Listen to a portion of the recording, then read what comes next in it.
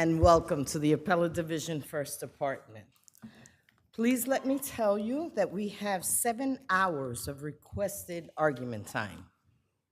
Clearly, I can assure you that the people at the end of this calendar don't want us to go that long, okay? So please, ask for the time that you need, not the time that you want, understanding that we are fully familiar with the facts, the record, your briefs, oftentimes more than you wish we were. So, please ask for what you need, not what you want, so I don't have to do it for you. And understand that even if I cut your time, if my colleagues keep asking questions, I will not interfere with their right to do so. Okay? All right.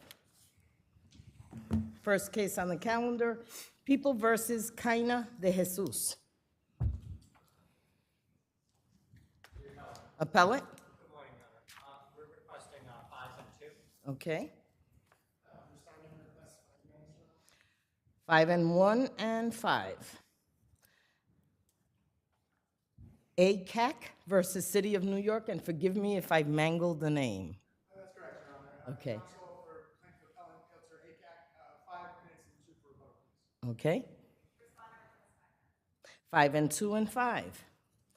H. Roban, submitted. Marino versus Larstrand Corp. Defendant appellant requests 6 and 2, Your Honor. Okay.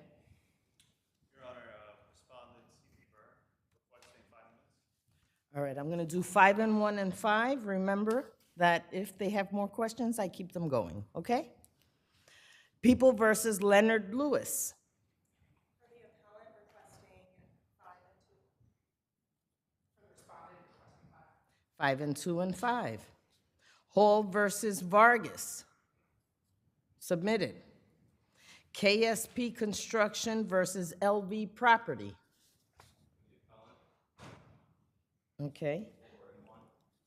Well, you have no respondents, so do you wish to submit or do you want argument time?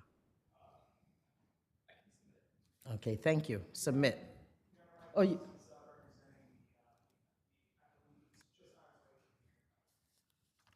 Okay, so he's not here. Okay. And he's the appellee?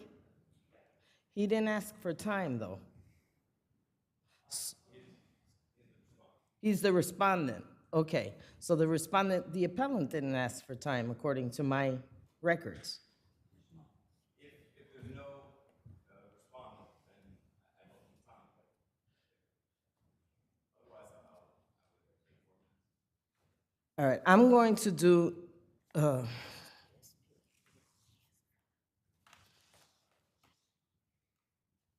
right, I'm going to do 3 and 1 and 3. How's that? Okay? KSP Construction versus LV Property. Was that KSV? I'm sorry. Okay, so 3 and 1 and 3, and then Renwick versus Mitchell. Submitted. NCCMI Inc. versus Burson. Appellant requests 6 minutes and 2 on reply.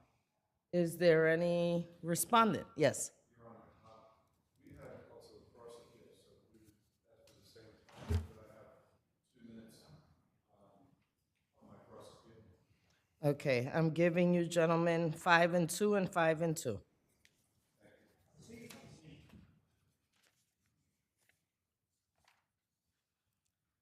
People versus Tyron Bowman. Appellant requests 6 and 2, Your Honor. Respondent requests 6, please. 6 and 1 and 6. Carrick's Real Property versus McShay. Appellant 8 and 2 minutes rebuttal. Stephen Hornick for the plaintiff respondent, 10 minutes. 5 and 1 and 5. People versus Muhammad.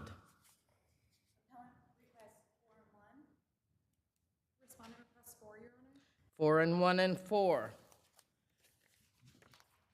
Art 357 Doe versus Jesuit Fathers ARC 358, Doe versus Jesuit Fathers, Carney versus Jesuit Fathers. We are hearing the case together.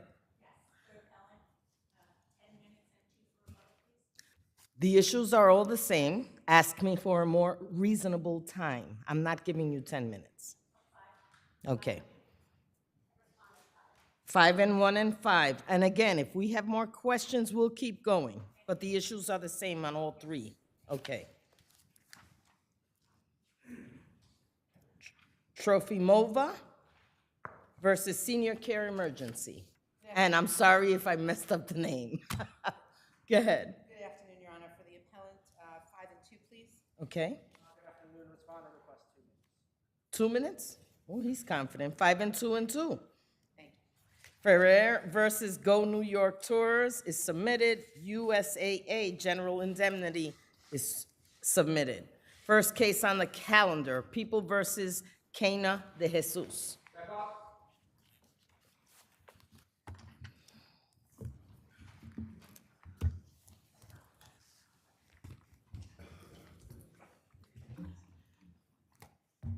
You may proceed. Good afternoon, Your Honors. Thomas Palumbo of the Legal Aid Society on behalf of Ms. Cayena de Jesus.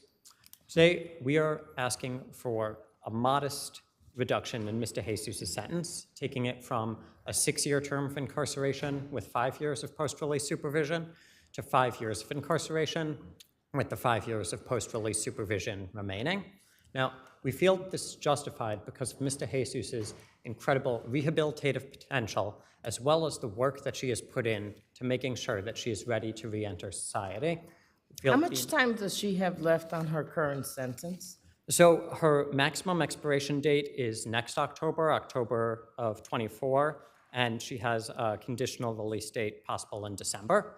Of this year? Yeah, of this year, yes, Your Honor. Okay. So we feel that in this case, she is ready to build on the work that she's been doing, whether it is her conditional release date or her maximum expiration date. Is my notes wrong when my note says that she's already on temporary release, or that's wrong?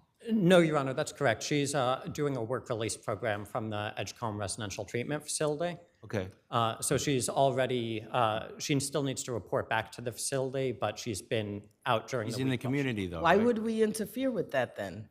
Since she already has post-release supervision and you're not seeking any adjustment on that, and she is already out on time, it seems to make no sense other than the clock, right? Because it doesn't have any real impact on her current situation. Well, It doesn't change anything other than the paperwork.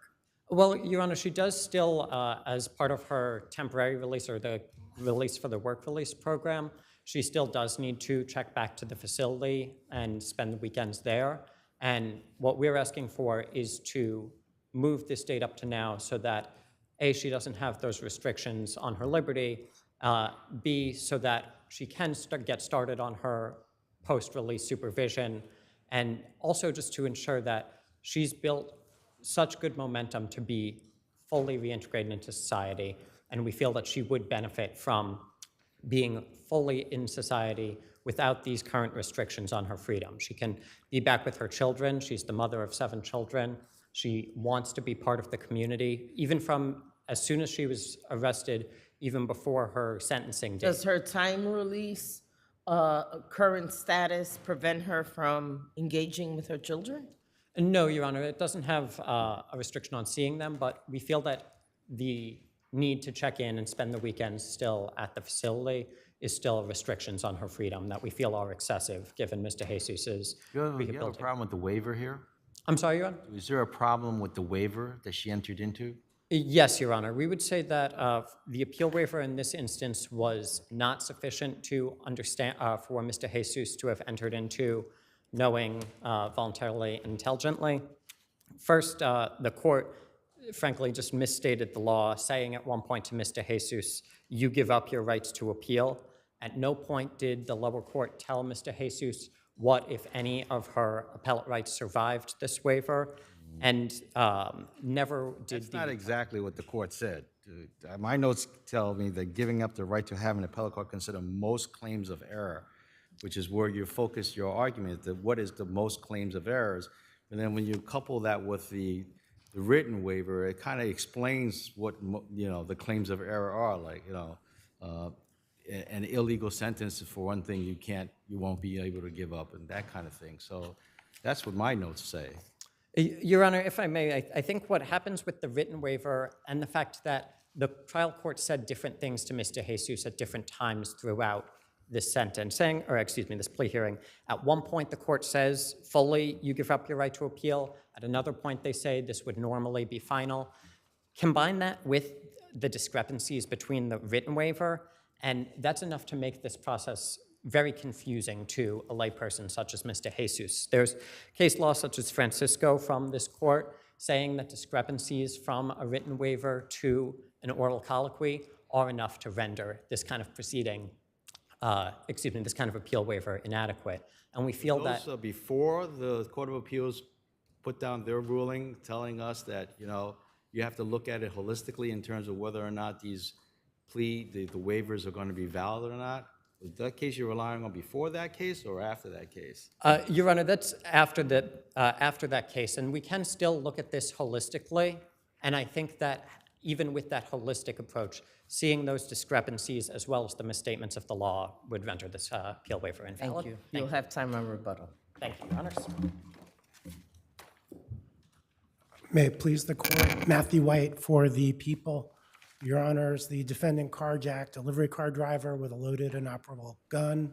The cash was recovered, the gun was recovered, and then when she crashed the car because she was being pursued by the police, she then proceeded to blame the victim, claiming he made sexual advances at her. She was indicted for first-degree robbery, was facing a sentence of 8 to 25 years as a predicate felon. Instead, she was permitted to plead guilty to second-degree robbery and receive a sentence of 6 years, which was eminently fair.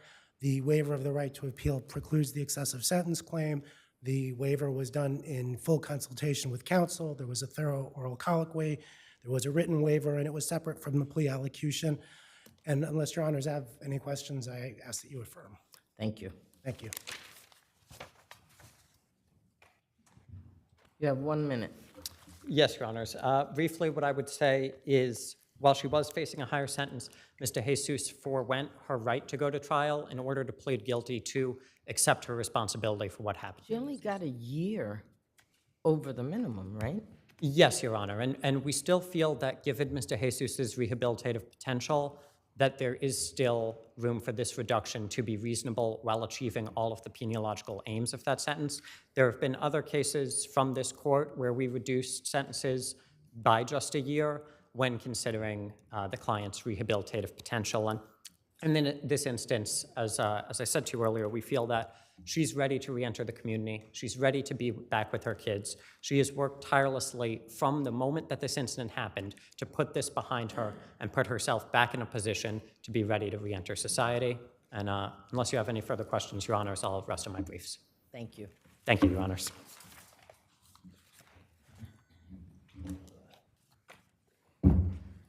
AYAC versus City of New York.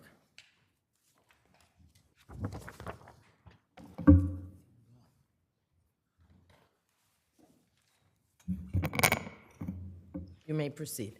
Good afternoon, Your Honors. My name is John may it please the court. Good afternoon. My name is John Scola. I represent plaintiff appellant Ilter ACAC in a matter against the City of New York and Dr. Leon Eskowitz. For a bit of background, my client— Your client ultimately retired, and his claim is that he was forced to retire, right? He was not. He did not retire. He was forced off the job because he's disabled. He was terminated because they determined— So he never retired. Well, he's retired now. So he was. Okay. So there's a bit of a nuance here. He was separated from employment based on his disability from the NYPD, which sent him into retirement. He was fired. I couldn't gather that from your complaint. It was very confusing the way you set that up. In hindsight, you're You even correct. referred to him as a woman at one point, she instead of he. And I'm like, who are we talking about here? That's fair, Your Honor. Okay. It is. See, we read this, as the JP says, we do read this stuff. No, I appreciate. So what happened here with him? Did he ultimately retire from the NYPD? No, so what ultimately happened was he sought an accommodation to work desk duty with the NYPD, where he could perform the essential functions of thousands of jobs held exclusively by police officers. That accommodation request was ultimately denied. This arose because of the COVID situation he had. That's He had correct, Your he Honor. So got infected with COVID, and he had a whole host of problems as a result. that's correct, Your Honor. So essentially, he became disabled because of long-form COVID. He should have died. Fortunately, they didn't have a ventilator, which saved his life. But Don't say ultimately, he should have died. He could have died. Well, You don't well, want to wish that. well, he was told he had to get his affairs Right. in order, and death was imminent. Because they didn't have a ventilator, he I survived. mean, this is a situation where a police officer doesn't want to, he wants to continue to work as a police correct. officer. That's Usually correct. get other kind of cases that are totally different. You're correct, Your Honor. So essentially, he requested accommodation. The accommodation was denied. He was working desk duty before he got sick as a detective. So he But before the accommodation was denied, they didn't even engage in a meaningful process. That's correct, Your Honor. I appreciate both of your sentiments here. The trial court didn't even mention cooperative dialogue. It's pled with particularity that the defendants refused to engage him in cooperative dialogue. They refused to accommodate him. And to the hostile work environment claim here, he presented doctor's notes on a monthly basis to the NYPD's medical division. At each doctor's appointment, he was called a liar, a malingerer. He was told he's too fat, he's a faker. He was told the doctors are lying. I think the civil rights claims are more clear here. I think that the notice of claim requirements for the tort claims probably need more of an explanation. The defendants concede that Eskowitz was, if he did provide medical advice to my client, which is pled with particularity that he did, he was acting outside the scope of his employment. If he was acting outside the scope of his employment, it's plaintiff appellant's belief that a notice of claim is not required for the individual being This is sued. a situation where your client had to report to a doctor that the NYPD or the medical board has assigned. Like these rotating doctors out there, you have to go to them to get a physical or to get a so that we can get a report to determine whether or not, where you stand in terms of the pension, right? In terms of That's the correct. retirement. So this doctor has no patient-physician relationship with your client. On its face, correct. But in practice, what happened was my client had a mass on his kidney, and Dr. Eskowitz told him not to have it evaluated, and it was totally fine. But, counsel, if we were to agree with you, that would mean that every single situation where an officer goes to one of these doctors, now that's automatically creating a physician-client, physician-patient relationship? With all due respect, no, that's not the case. Only if they give advice, medical advice that the patient or employee relies on, which is what happened here. So essentially, he told him not to have the cancer evaluated, that it wasn't a cancer, it was nothing to worry about, it was an innocent mass on his kidney. It turned out because of that, he didn't have it evaluated, there was no future test, it was turned out to be cancerous, it spread, and as a result, he required a second surgery to remove lymph nodes, which would have been avoided but for the advice of Eskowitz. So normally, you're correct, where it's not I'm sorry. Sure. Cancer is such a serious diagnosis that I have to seriously question anybody who goes to an NYPD doctor for whether I can go back to work or not and takes his advice Right. about something he hasn't even tested for. In hindsight, for my client to rely on this was probably not the best, but he still did. Probably. Well, obviously, it was not great because it led to the cancer spreading. But just to the point, there's a recent Court of Appeals decision on Moore, where basically it doesn't matter whether the court believes that you can ultimately prove your case. They have to accept what you plead is true, and then it's for the plaintiff to make their case in discovery, and then ultimately a trial. So whether it's believable or not. Yes, but you're asking us to put on a doctor who is not a treating physician. That's correct. I am. He gave medical advice to my client. My client relied on that advice. It's pled with particularity. If you accept it as true, which is the standard herein, it'll be hard to prove. But at this stage, I mean, we deserve our time in court. Okay, thank you.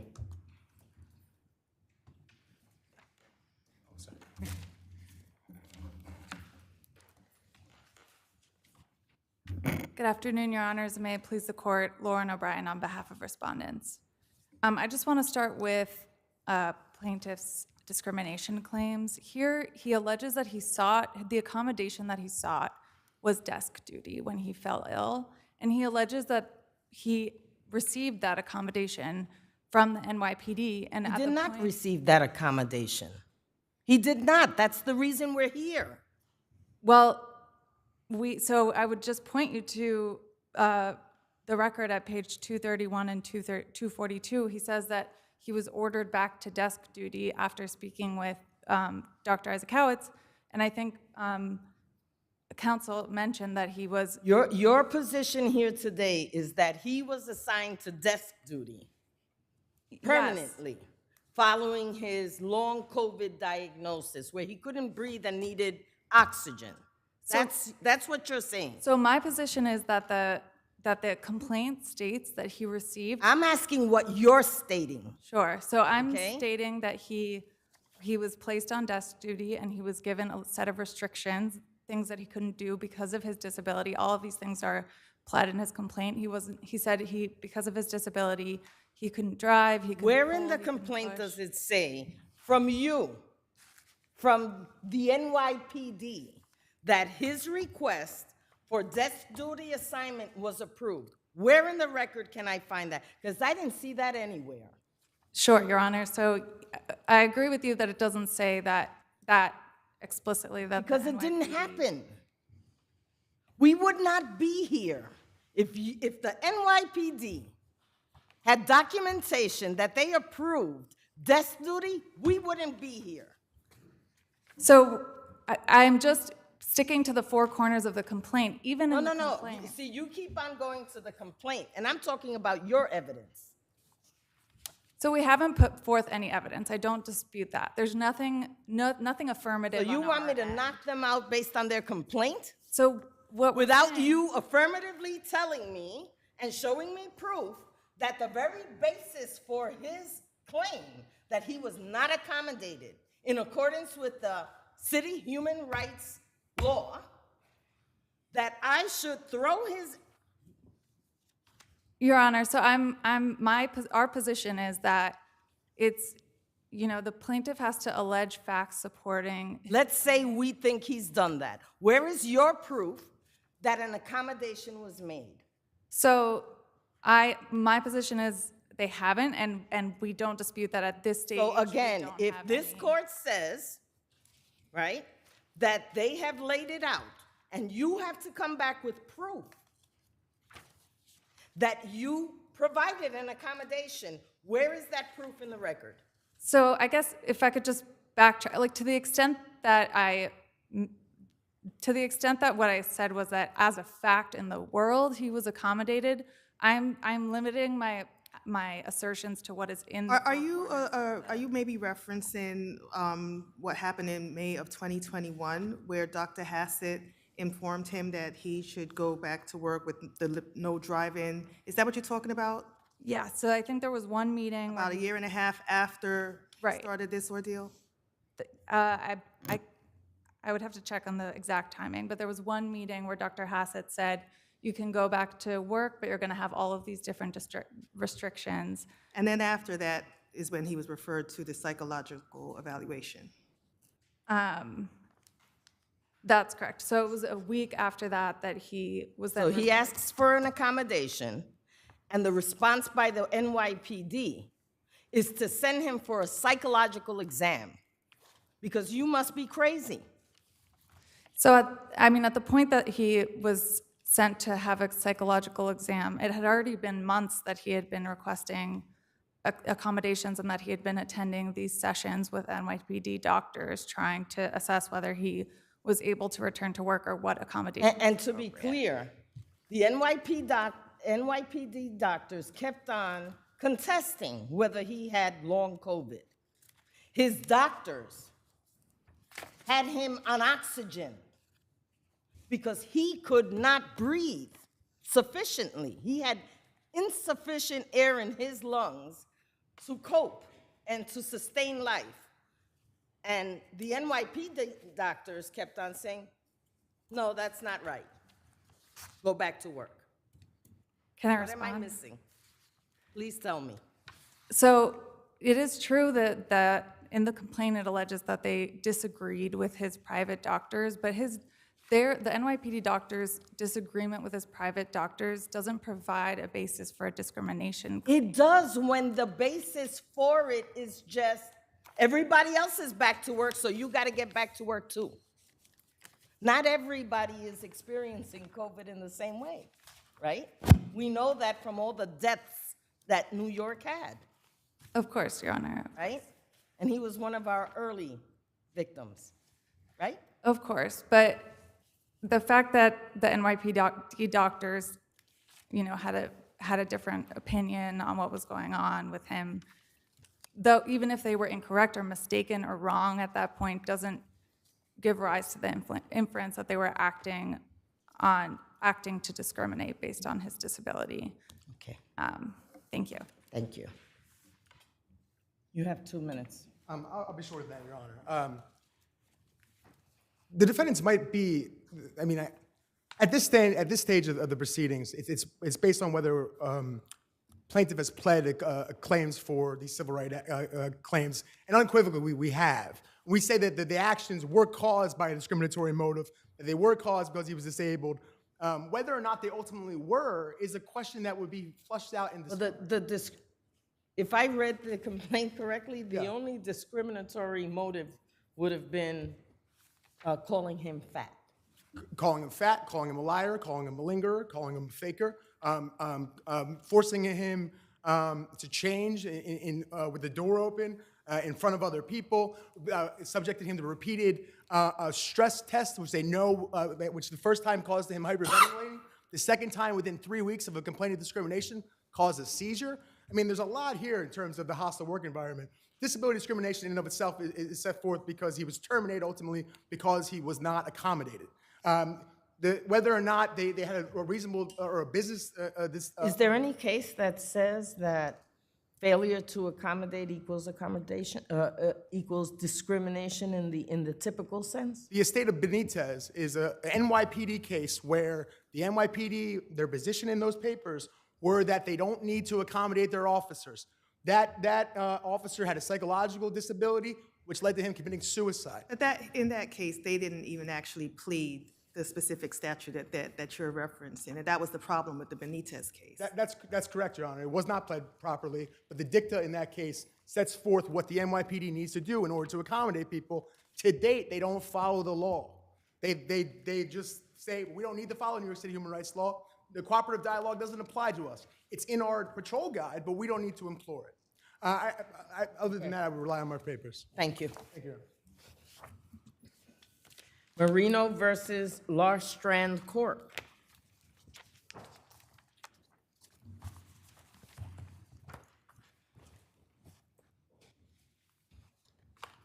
Good afternoon, Your Honors. May it please the court, Michael Candler for Defendants Appellants Larstrand Corporation and 723 Associates. Defendants Appellants submit that the lower court committed error in failing to grant defendants appellants motion for summary judgment and a dismissal of the complaint. We also submit that defendants appellants should have been awarded summary judgment on their cross-claim for contractual indemnification against the tenant. Since when does common areas, specifically staircases, that are for the purposes of ingress and egress for all tenants, since when does that become part of the demised premises? Your Honor, there are cases that hold that areas that are used for ingress and egress into the leased premises are considered part of the leased premises. But we have a, Well, there was actually a lease, obviously, and in the lease, it delineated exactly what were the leased premises, and they did not, as far as I could tell, include the stairs. The stairs were for the ingress and egress of anybody who was in the building that needed to go up and down the stairs. Correct, Your Honor, but the lease language in, on, or upon are a terms of art, and there are What case? Hoagland Court of Appeals case in which we cite held that a slip and fall on the sidewalk outside of a leased premises was in fact part of the leased premises, and there are That's really different. Yeah, and it would depend on the lease, whether the leasee had an obligation to clear snow and ice, which is not the case here. The other issue, Your Honor, is that this indemnification agreement was joined with an insurance procurement clause, and there is Yes, but the insurance procurement clause, again, ties into what constitutes the demised premises. And the demised premises, from a tenant's point of view, is the space that they are renting, not the hallway, not the staircase that takes everyone in the building in and out of the building. If I could focus on the plaintiff's claims, with your permission. Here we have a situation in which it was pouring rain all day, and the plaintiff testified that it was raining when she walked from her apartment. You guys didn't argue the storm in progress. That's not part of your position. Your position mainly is that this tenant was responsible for the demised premises, which under your interpretation could mean the entire building. Your Honor, we did argue storm in progress, or the very similar concept that is set forth in this court's cases in Gunsberg as well as Kum Choi.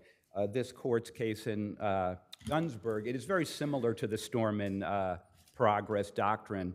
You raised that this below? court held. You raised that below before Supreme Court? The storm in progress argument was raised before Supreme Court in the motion court? Yeah, well, It's a yes or no answer. the argument that it was that No, you didn't ask. The question is, did you raise that storm in progress before the motion court? we submit that the Gunsberg doctrine and the Kum Choi doctrine are basically the same exact thing. And That's those not an cases were answer to my cited. colleague's question. I don't know if the term storm in progress was actually used, but the case Gunsberg and Kum Choi were cited, in which this court held that the fact that it was raining and water was being tracked in does not constitute notice of a But I'm dangerous wondering, condition. counsel, in what situation would we be in if we were to now address an issue that you didn't raise below? Is that something that this court normally does? Your Honor, even though the term, I don't know if the term storm in progress was used, but the argument was made that there's no constructive notice here. That's the key as a matter of... Constructive notice and emergency and the storm in progress doctrine are two separate doctrines. So you have to state them specifically for them to have been raised and be proper issues for us to entertain on appeal. So we will rely on the lack of constructive notice as a matter of law, as is required by this court's decision in Kum Choi and this Well, court's counsel, you decision know, in the Gunsberg. problem with that argument is that, unless I'm mistaken, I thought I read somewhere in the record where the entity that was hired to do the maintenance or maintain the area left at 3 o'clock in the afternoon. That was it. They were done. They were gone. So that from 3 o'clock in the afternoon till whenever, until the building actually closes, there was nothing there. There was nothing there that in the record that would indicate to us that, you know, there could even be constructive notice because nobody was there. I mean, they left at 3 o'clock. Anybody that was in charge of the place left at 3 o'clock, except for the tenants. The idea, Your Honor, is that during a heavy storm, which we had here, and there is ongoing rain, a landlord has no obligation to continuously mopped in, tracked in Well, no, you water. hired a company for that. Of course the landlord's not going to do that. I don't see a landlord going in and mopping up the floor. They hired people to do that for them. Yes, Your Honor, this was a 4-story walk-up building. I think it would be a very onerous burden to have a small landlord having vendors got it. checking on the stairs through the night during a storm. Here, the plaintiff testified that the water on the stairs, she didn't know how long it was there, that it was clear, so she doesn't know if it was tracked in. And the point is, it could have been dropped by a tenant or a guest seconds before she fell. And as a matter of fact, she doesn't even identify how she fell. She says she fell forward. She had her umbrella in one hand, her phone in the other. The photograph shows a well-kept, well-lit stairway. She said it was a well-lit stairway. We submit that constructive notice under the cases of Gunsberg and Kum Choi and the other cases that we cited established that there's a lack of constructive notice of this tracked-in water condition as a matter We'll of have time law. on rebuttal. Thank you.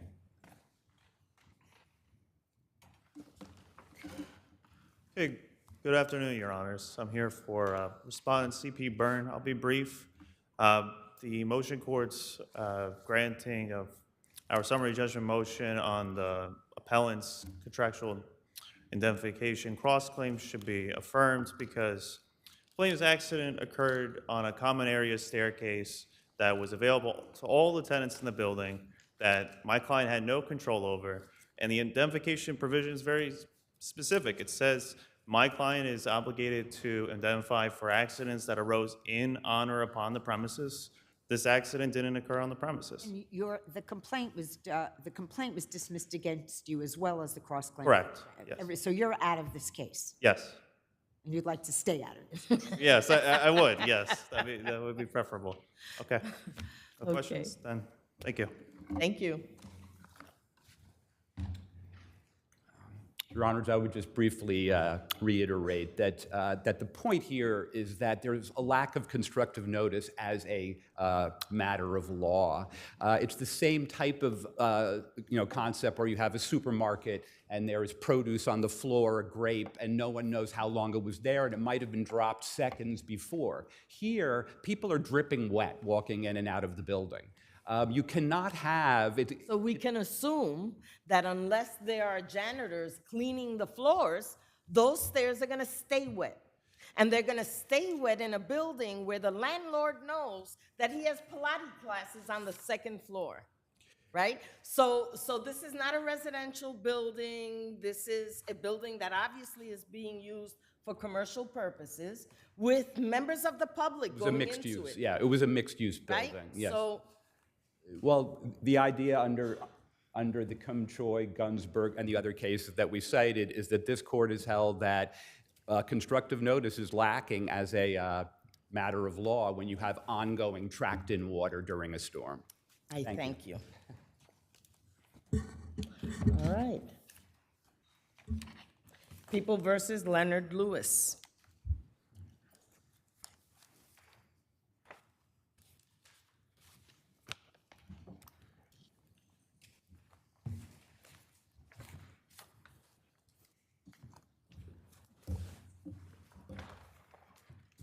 You may proceed.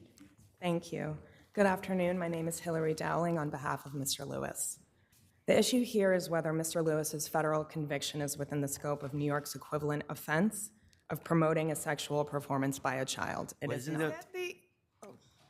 Is that the issue that we need to be decided right now, or do we need to decide whether or not we can even hear this appeal as there was no determination made?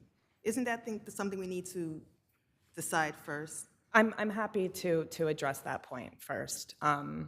With respect to the right to appeal, the respondent argues Because that there was no full, I want to just be clear so that we're all on the same page. The hearing, the actual SORA hearing was not completed, correct? And so the issue, as far as we're concerned, is whether that has to come first before this appeal. Understood. So why don't you address that issue? Absolutely. Our position is that it absolutely does not. SORA is a civil statute and subject to the rules of civil procedure. In the context, for instance, in the context but that statute, the SORA statute, is very complicated and complex. It's not just a civil proceeding. I mean, but there are a lot of things attached to that, correct? It's Understood. very fully, it's got a lot in there. Yes, I'll point to the context of SORA modification petitions, O petitions. Appellate courts, including this court, have held that defendants. Those modifications, I'm going to ask the same question I'm going to ask. In a modification petition, a determination has already been made as to that is something that's secondary. So we haven't even gotten to that. There has been a SORA hearing.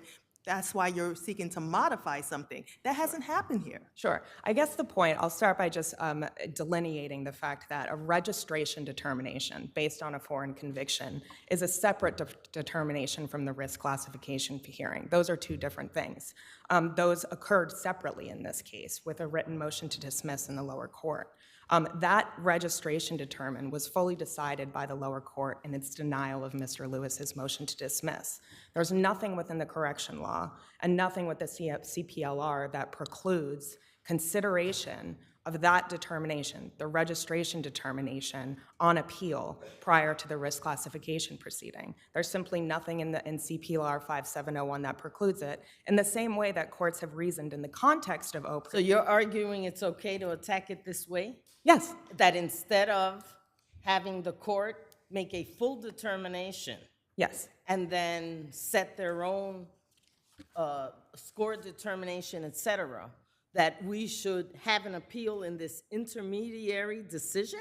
Yes, because it's a civil statute and CPLR 5701 controls those procedures. I'll just note that in granting...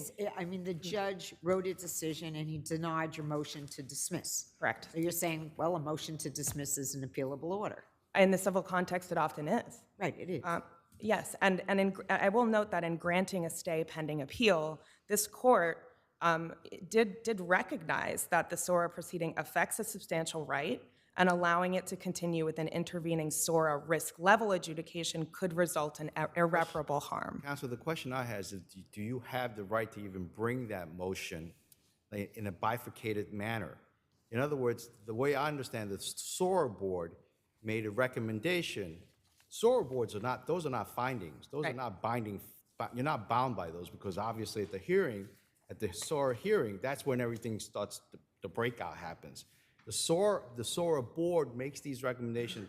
One of the recommendations is, yes, the out-of-state statute is identical, virtually identical to the in-state statute. Therefore, we can do this. We can require you to register. Correct. That's a recommendation.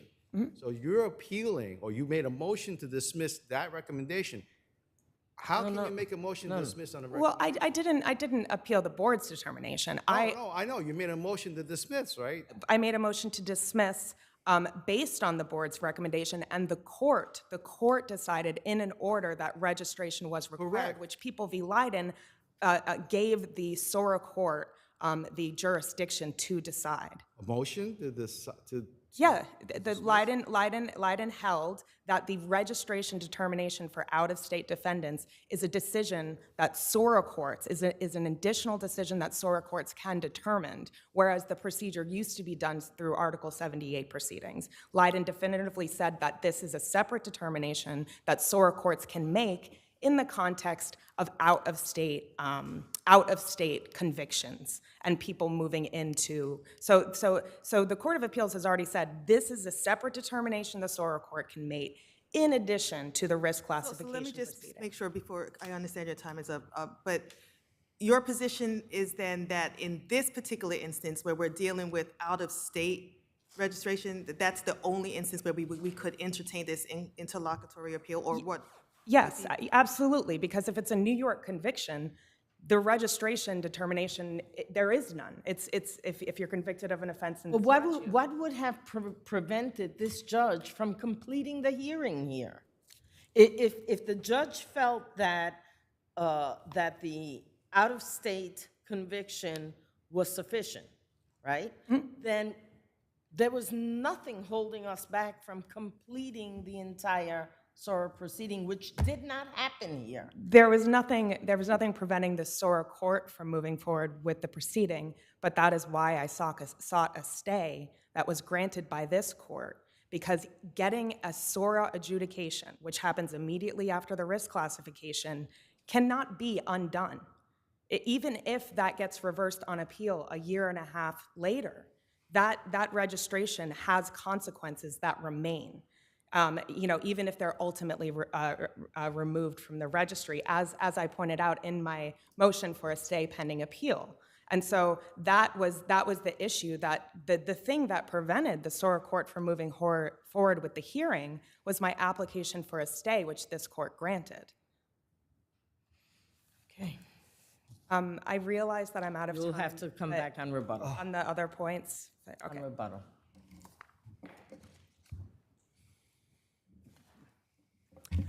May it please the court, Larry Glasser for the respondent. You know, one thing that. You know, I wanted to ask, because I just looked it up, Leiden, to just refresh my recollection. Leiden is not strictly on point. Leiden, the Court of Appeals says, no, you don't have to do an Article 78 to challenge a registration recommendation by the SORA board. You can go to the SORA court. Actually, the SORA court has jurisdiction to hear that.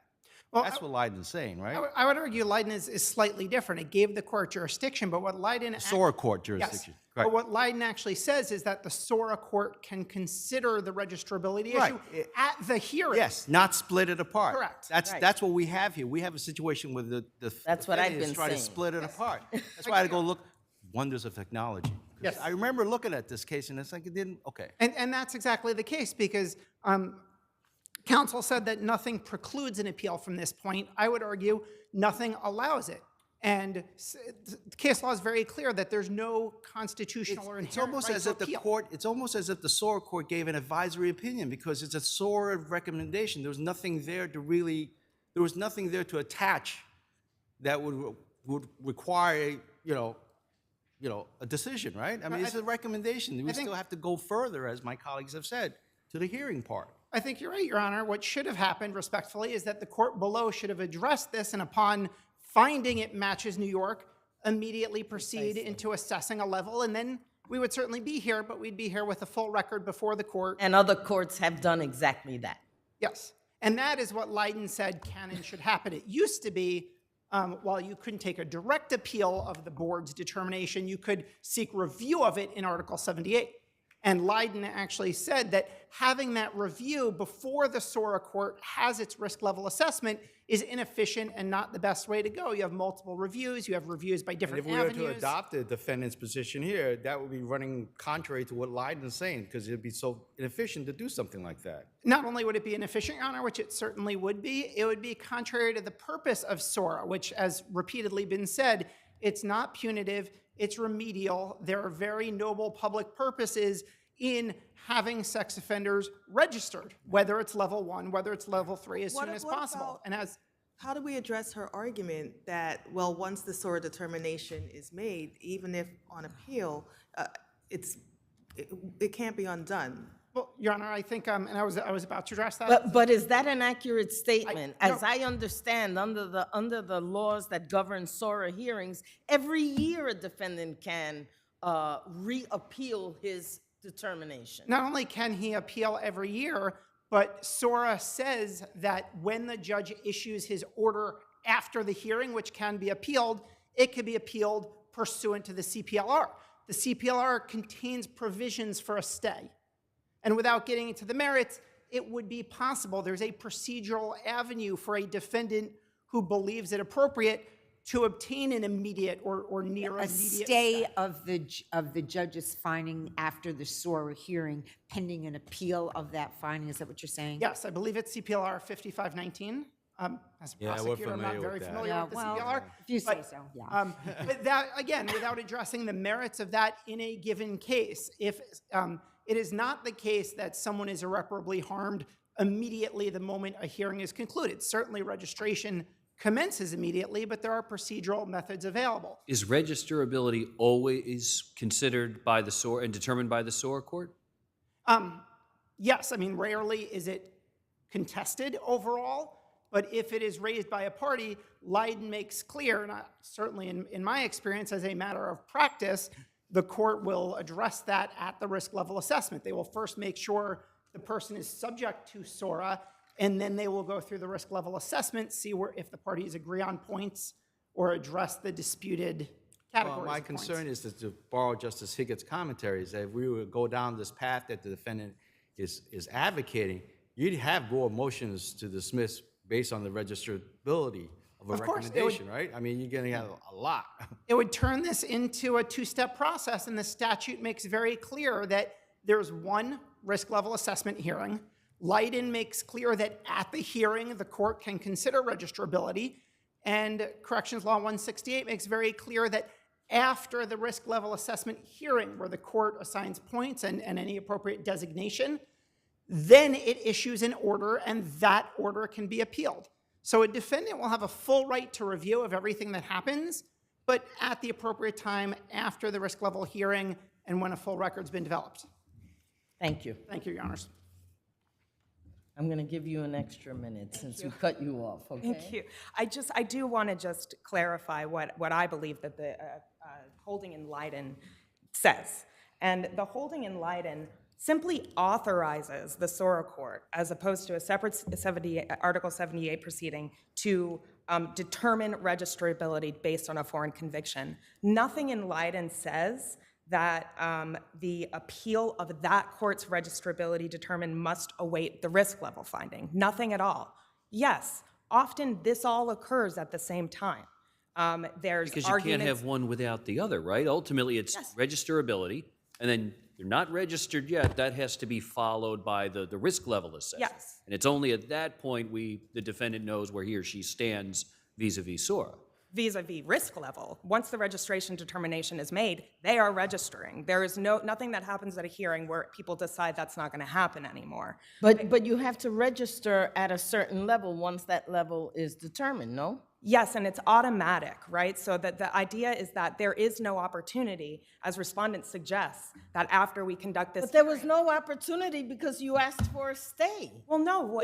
There have been plenty of cases, recent cases, where we had the exact same scenario, an out-of-state conviction being assessed, whether it's registrable, the court made that determination and then moved forward onto the RAI so that when the defendant then appealed, they were able to appeal both issues simultaneously. Understood, and just because it's been that way, done that way But that's before. what the statute says. The statute does not bifurcate this. I disagree. The statute. Tell me where in the statute it bifurcates these issues. The statute itself doesn't bifurcate the issues. CPLR 5701 allows these types of appeals in all kinds of civil proceedings. And this is a civil proceeding. So can we not take the CPLR together with the SORA and decide which is the right way to go about on a SORA? Yes, and my argument that this is perfectly appropriate, and I do want to address the statement that this would open up these multiple bifurcated proceedings and these kinds of interim appeals being filed all the time. It's not true. Oh, it is true. No. We have plenty of SORA cases with out-of-state convictions. We sit here and we hear these cases all the time. May I please clarify, though? What I mean is that foreign convictions, most of the foreign convictions that require registration is because they had to register in the other state. There's no essential elements test. There's no controversy over whether that conduct actually constitutes a crime in New York. That analysis is very simple, often done at the same hearing. All the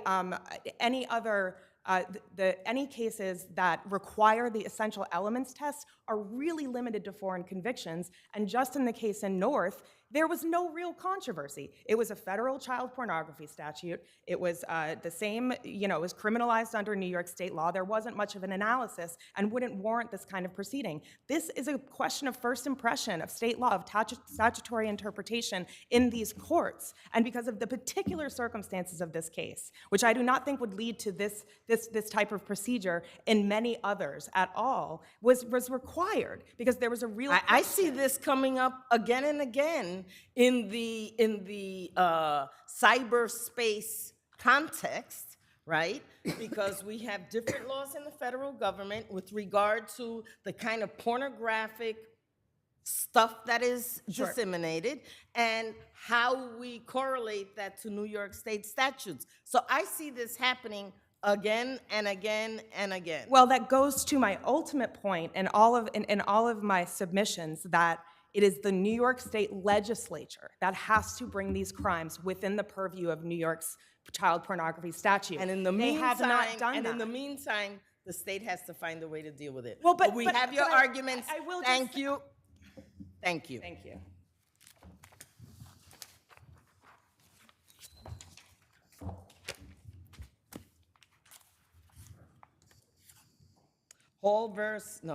KSP Construction versus LV Property.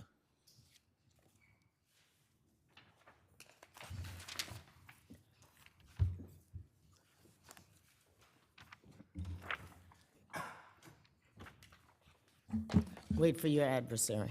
Yes.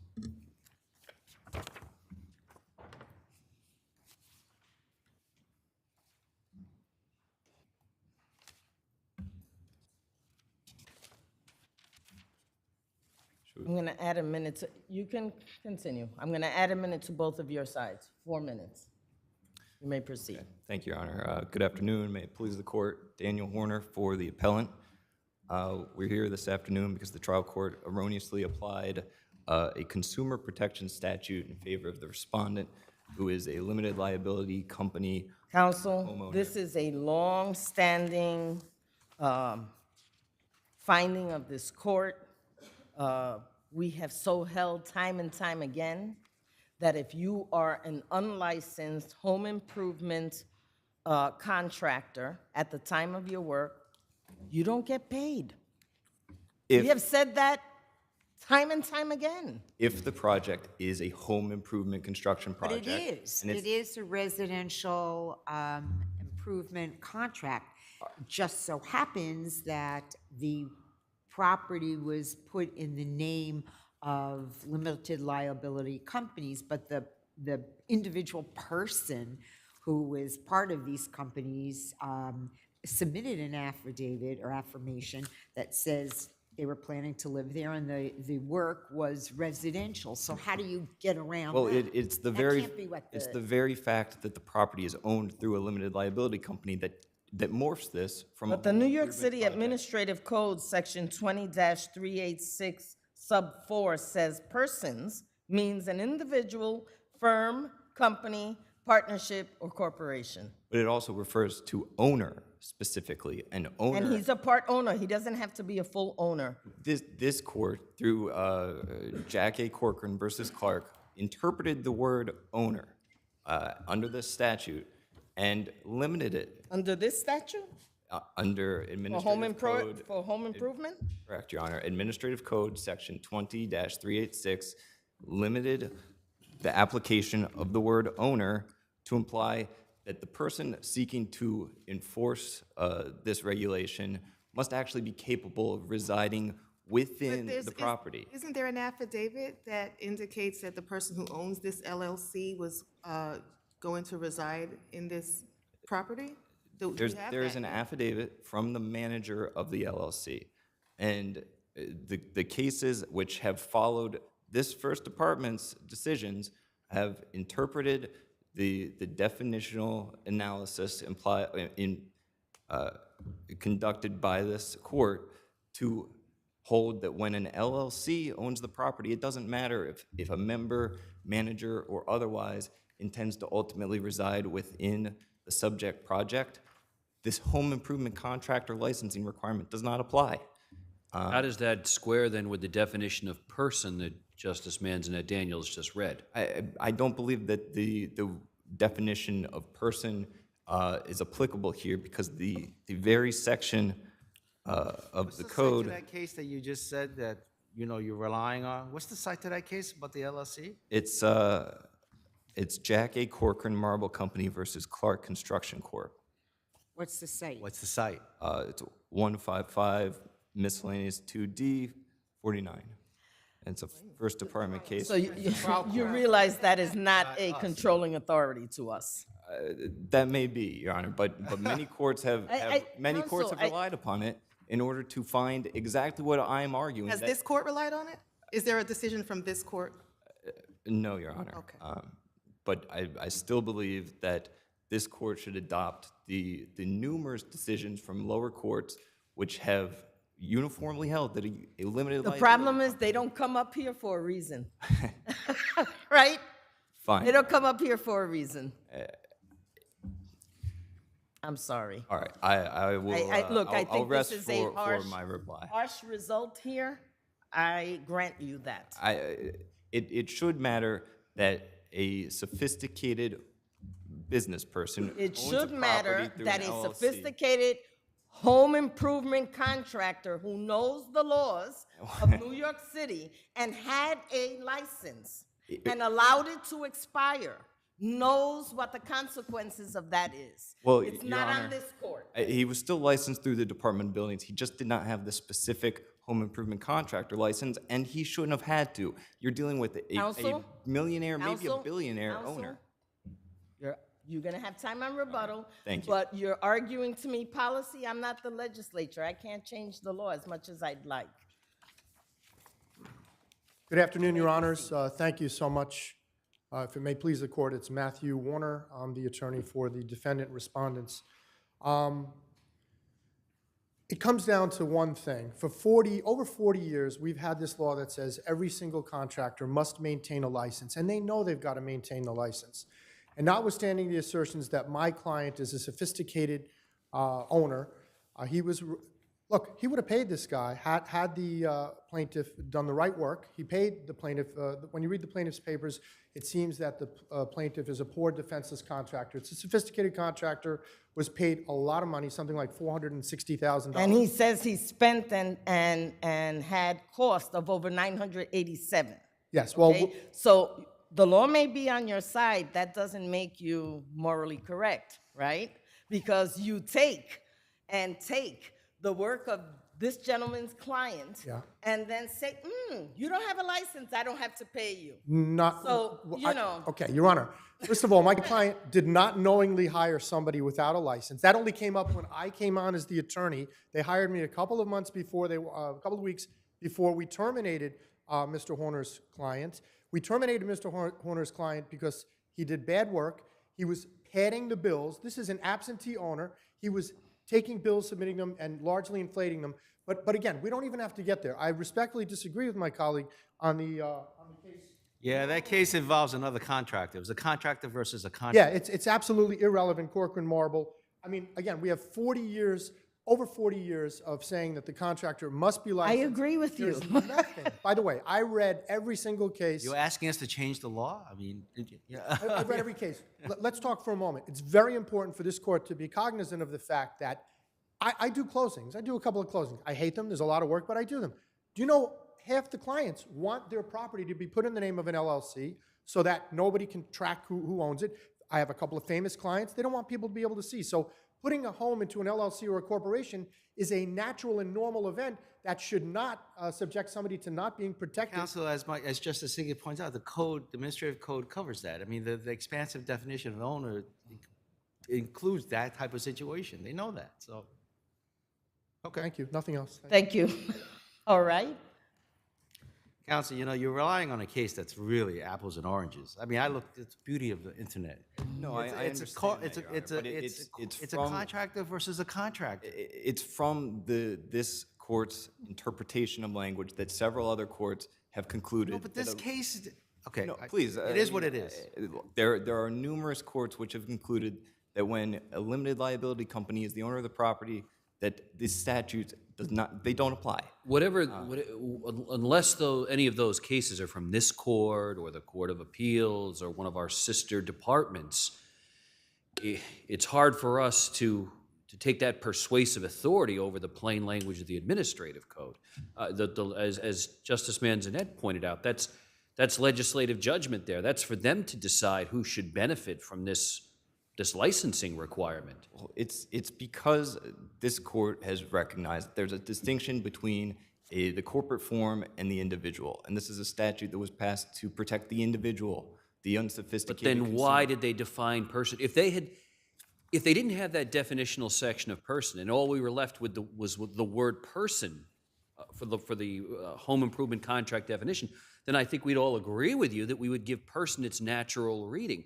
But they took the time and effort to define person to include corporation, entity, partnerships. But it's the section of the code specifically refers to an owner as the party who is being protected, and this court has limited the definition of the word owner, because it's not intended to be some all-encompassing catch-all that includes every form of corporation or LLC that exists out there. Simply put, when you're sophisticated enough to put your home into an LLC, you are not the intended protected party under this statute. Thank you so much. Thank you. NCCMI Inc. versus Burson Properties.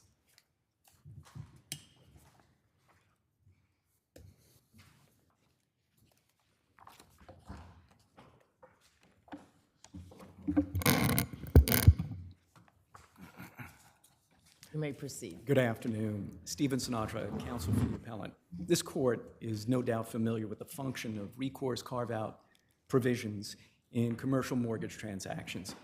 Here, as in most cases, recourse provisions for the borrower are contained in the loan agreement, recourse provisions for the guarantor are contained in the guarantee. As the lower court noted, liability to both the borrower and the guarantor is split into two tranches.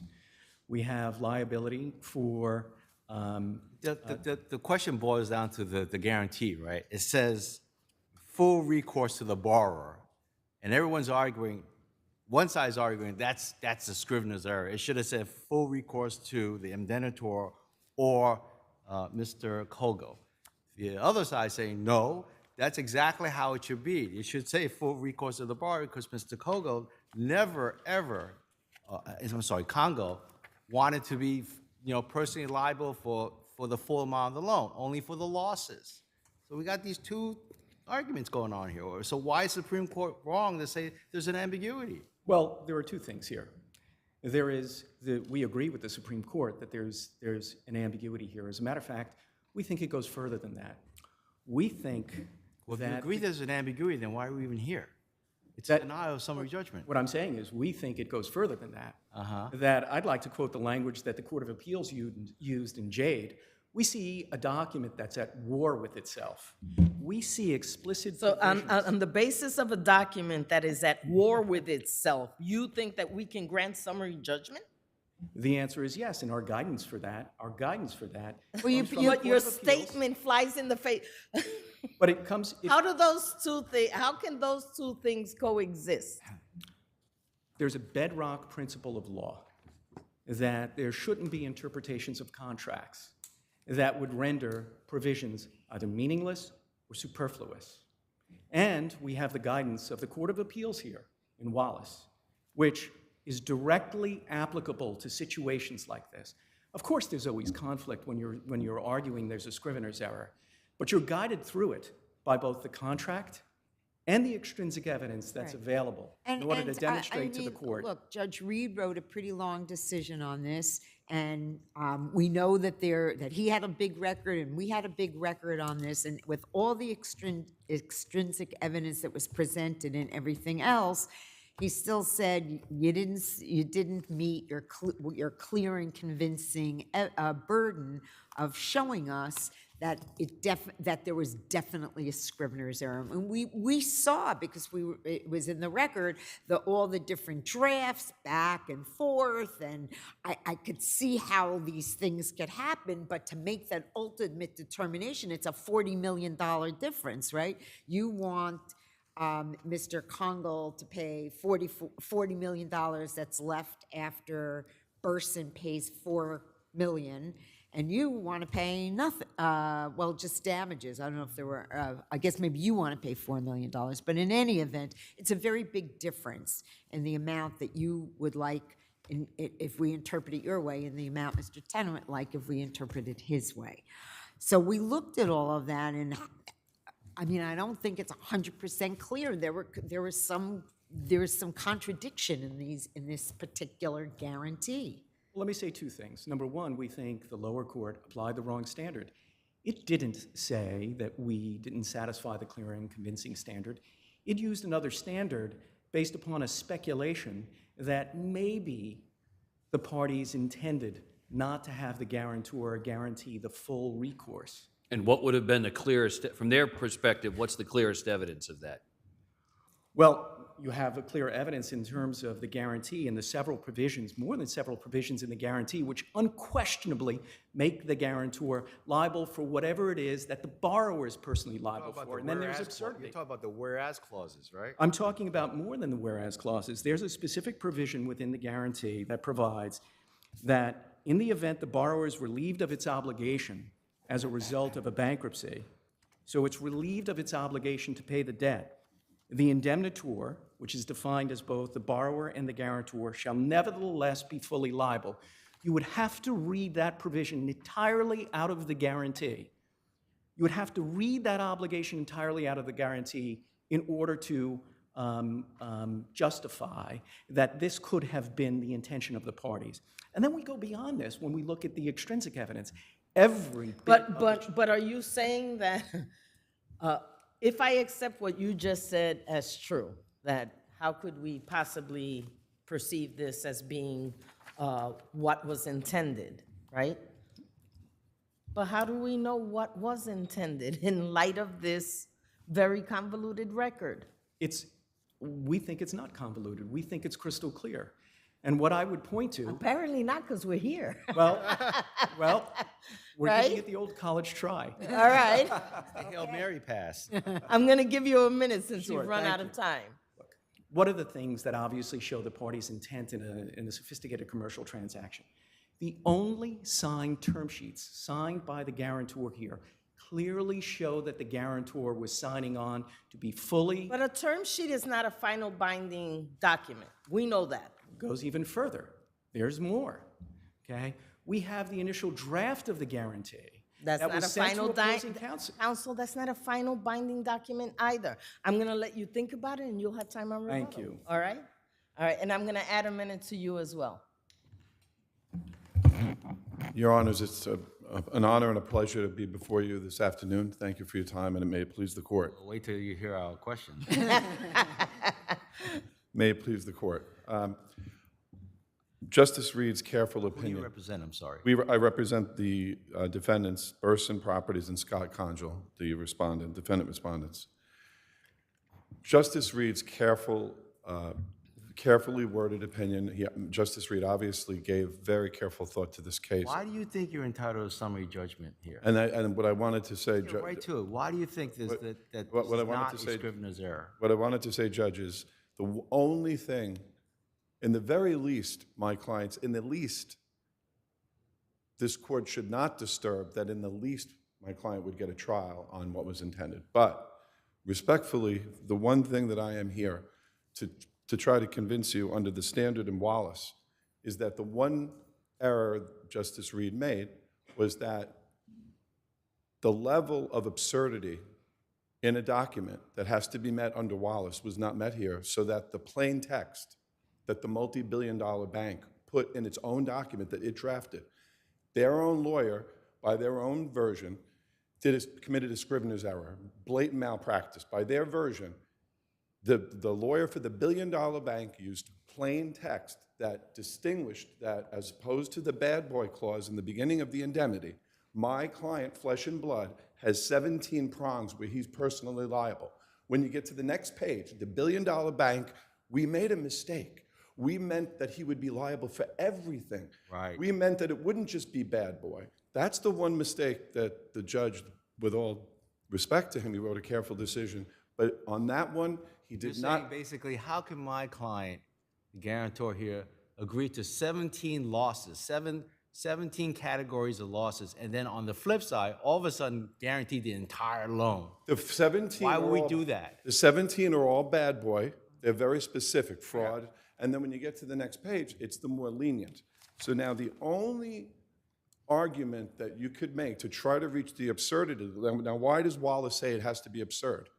Because when you normally want to say there's a mutual mistake, you need to bring an action for mutual mistake within 6 years. The multi-billion-dollar bank missed their statute of limitations. That's the Reformation, right? It's mutual mistake, unilateral mistake, reformation. You can call it any of those. I've litigated those. You have 6 years. There's one escape hatch, and that is if it's absolutely absurd, and it says Tom Feeney, and you put Minnie Mouse because you used a form, and Minnie Mouse is not involved, you say, look, there's no other thing it could have meant. Using the guise of interpretation, a court can interpret it 20 years later, but it has to reach the level of absurdity. In this case, Otherwise, you're stuck with your in this statute of case, this is not absurd. You have one section of the guarantee for bad boy that imposes liability on the flesh and blood, the man, and then the next page where they do anything. If they file a defense, if they literally file any defense in a court, that was meant to be against the borrower because the borrower was a corporation. Because it was still, taking your point, the loan was a non-recourse loan, period. It was a not. So that if the borrower filed an answer to contesting a foreclosure action, which the borrower did, that becomes now a full recourse loan to the borrower. To the entity, to the corporate entity, and you're Not not, to and then you're not Congo. limited to the land. You can go after if the borrower entity has some other assets. But would it make, I understand that's part of your argument, but given that this Burson was one of these single-purpose vehicles that was formed just for, which so many of these are, which is formed just for the purpose of for the purchase of this property. So if it was going to go into bankruptcy, obviously there wasn't going to be anything but the property, so they were never going to be able to get anything else. So Well- there's another question. Well, that provision, though, that you can go against the borrower is in the loan agreement itself, and there's a totally non-absurd way to read this, which is just to make it clear that the flesh and blood, the individual, is only responsible for the bad boy. On the next page, it just repeated what was in the loan agreement. That doesn't reach the level of absurdity. So the question in this case really is, why does a multi-billion-dollar bank force my client to pay $200,000 to litigate this when they put their word in? We should win on summary judgment, respectfully. They're the multi-billion-dollar bank that put that they're But saying. except that there were drafts going back and forth that said the opposite of what the final version, yes. Don't tell me no, yes.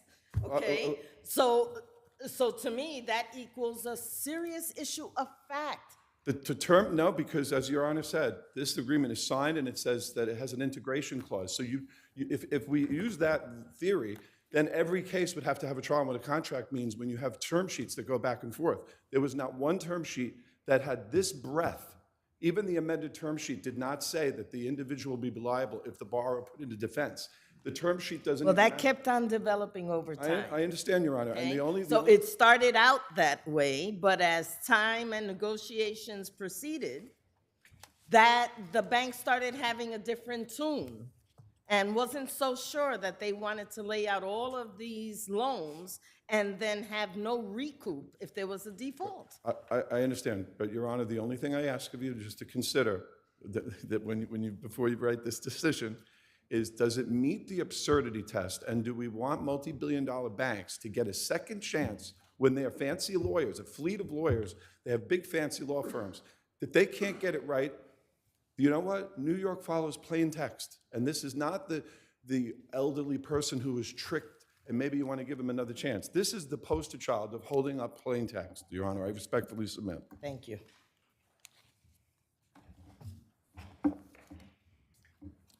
So what do you say, that it's not a Scrivener's error? That, if the Scrivener's error's defense that's being raised here is just to get around the statute of limitations, because you got the bad boy losses versus you put up a fight in terms of foreclosure, it should run to the borrower, not to the flesh and blood individual. Fortunately, the answer to that question comes directly from the Court of Appeals, and it's the Wallace Court, and I quote, "Courts may, as a matter of interpretation, carry out the intention of a contract by transposing, rejecting, or supplying words to make the meaning more clear. Such an approach is appropriate where some absurdity or some absurdity has been identified, or the contract would be rendered unenforceable in whole Why is or absurd? part. Both exist here. Unquestionably, it is manifest. The absurdity is this: to read out of a full recourse provision the liability of the guarantor produces an absurd result. No, the liability of borrower- the liability of Congo, not the borrower. The borrower will be, because this is a non. We start from the premise that this is a non-recourse loan. The only way you're going to get your money back is through a foreclosure. It becomes a full recourse loan if something happens, if there's an event that gets triggered, right? Justice Kapnick hit the nail on the head. As she always does. The borrower is a special purpose entity with no assets other than the collateral. It would make no sense to have a guarantee, a recourse provision, where the guarantor is let off the hook for the prohibited acts that are contained in the recourse carve-out guarantee. Commercial transactions, stranger things have happened. So that, that fact alone, where you're saying the SPV has no assets, you know what? That's not for us to like. Is that point made in the guarantee or the other loan documents? I beg your pardon? Is that particular point made? Absolutely. Absolutely. It is made in our papers. It is made with No. I'm sorry. The business about the vehicle, about No money. I'm sorry? No money. Yes. Special About that entity having that, the property and Absol- that property alone, because It is- we it is can't look out, should we be able to look outside the four corners of the document to establish a scrivener's error? It is absolutely in the loan documents in transactions such as these. It's actually required that the borrower be a special purpose entity with no function other than owning the collateral. And so It's one of doesn't the- that then undercut your position? Because we would know that the borrower couldn't be the guarantor under that. The borrower is not the guarantor. The borrower is not even a signatory to the guarantee. The concept is the guarantor is going to be liable for whatever it is that the borrower becomes liable for. Okay? Why would you have Looking a beyond the Why collateral. would you have a guarantor that has no money? That's basically what you're saying. Why would we have a The guarantor? borrower is not the guarantor. No, I'm just saying that would be absurd, right? Exactly. That is the absurdity. And here, so think about what we're talking about. Thinking about the way in which we're eviscerating these documents by adopting the absurd position that the guarantor wouldn't be liable under the most extreme example. You're saying that the property would always be subject to a default. So in any kind of transaction, if there is a default on a loan, the property itself is always the first thing that you attach, but the guarantee goes beyond the property. Right, precisely. But the guarantee there were certainly clearly 17 different possible things that could happen that would make this guarantor fully responsible. Not fully responsible, only responsible for the losses actually incurred by the lender. Remember, I was saying that a guarantee really exists in these commercial transactions, and this is no exception. Two tranches, two examples. One, only to the extent actions are taken that result in the lender having losses, misappropriation of rents, waste. And then there are times when there is an act that takes place where there is going to be full recourse for the indebtedness. The whole point of making sure that Mr. Conjal, who controls the borrower, is inhibited from filing the entity in bankruptcy after a default or filing a contesting answer after a default. Here, given this interpretation, he can go ahead and do what are regarded as the most extreme acts with impunity, suggesting that somehow or another the guarantor shouldn't be liable under those circumstances. It's absurd. It's absurd. It's patently absurd. Okay. And the extrinsic evidence overwhelmingly demonstrates this. There is not one shred of evidence that has been offered by the guarantor here that would in any way undercut the extrinsic evidence that shows what exists here. It's a matter of common sense. The document itself would require you to read out of the guarantee the entire provision relating to the full recourse to the guarantor, which is already contained in the loan agreement. So that to support your argument, that's why the indemnitor is defined as both the borrower and Mr. Congo, right? It's both of them. That's why it's defined that way. Exactly, and the guarantee says so. The guarantee. Yeah, okay. I got it. All right, thank you. Thank you. Thank you. You have 2 minutes. Your Honors, This is like a quicksand. Your Honors, the standard of absurdity that needs to be met in this case was articulated very well by this court. It's cited in our brief at page 16 of our. I don't know if it's absurd. I don't know that from what I'm hearing from these arguments here, I'm not so sure we're getting to the absurd level. Let me respectfully, Your Honor, in Warburg, this court, 112 AD 3rd 78, pointed out that in the Court of Appeals decision, a lease provision, if read literally, this is Wallace, talking about Wallace, it's the Wallace absurdity standard. The lease provision in that case, in Wallace, as the First Department noted, if read literally, required that the determination of rent for the first renewal, which commenced in 1993, that would take place 32 years later in 2025. And this court said, that might seem unusual, it might seem very, very unusual. Not absurd. There's a literal way to read it. There is a literal, straightforward way to read this indemnity that the multi-billion-dollar bank drafted. That the bad boy 17 provisions and you get then there's another one, it's the borrower. And the form contracts. Well, he made a very interesting argument about how this is a SPV, right? And that, you know, Congo is the controlling entity of the SPV, and he could do something with impunity and created a full recourse loan situation and be off the hook. But that's what the multi-billion-dollar bank has to make sure. If they want that protection, they should have used that word. We keep saying multi-billion-dollar bank, but they're like Holmes' bad man. They're still entitled to all the protections of the law, including commercial law. So again, Scrivener's error doesn't. Maybe it was designed for less well-counseled parties, but Scrivener's error as a remedy is available to any party where under the appropriate standard. Yes, but as the Wallace Court pointed out, that when you're dealing with real estate, that's the prime example where you should hold the sophistication of the parties is definitely part of it. When you're dealing with real estate, it should be the highest absolute pinnacle of when a court applies plain text. And these guarantees, there are cases in New York, if you look it up, I'm just going to give you a couple of sites. All of these guarantees across this industry, when they do the guarantee, they do put Is it in your papers? They Please do don't put in. read us more sites. You're out of time. Okay, thank you. Thank you, Your Honors. Thank you. Okay.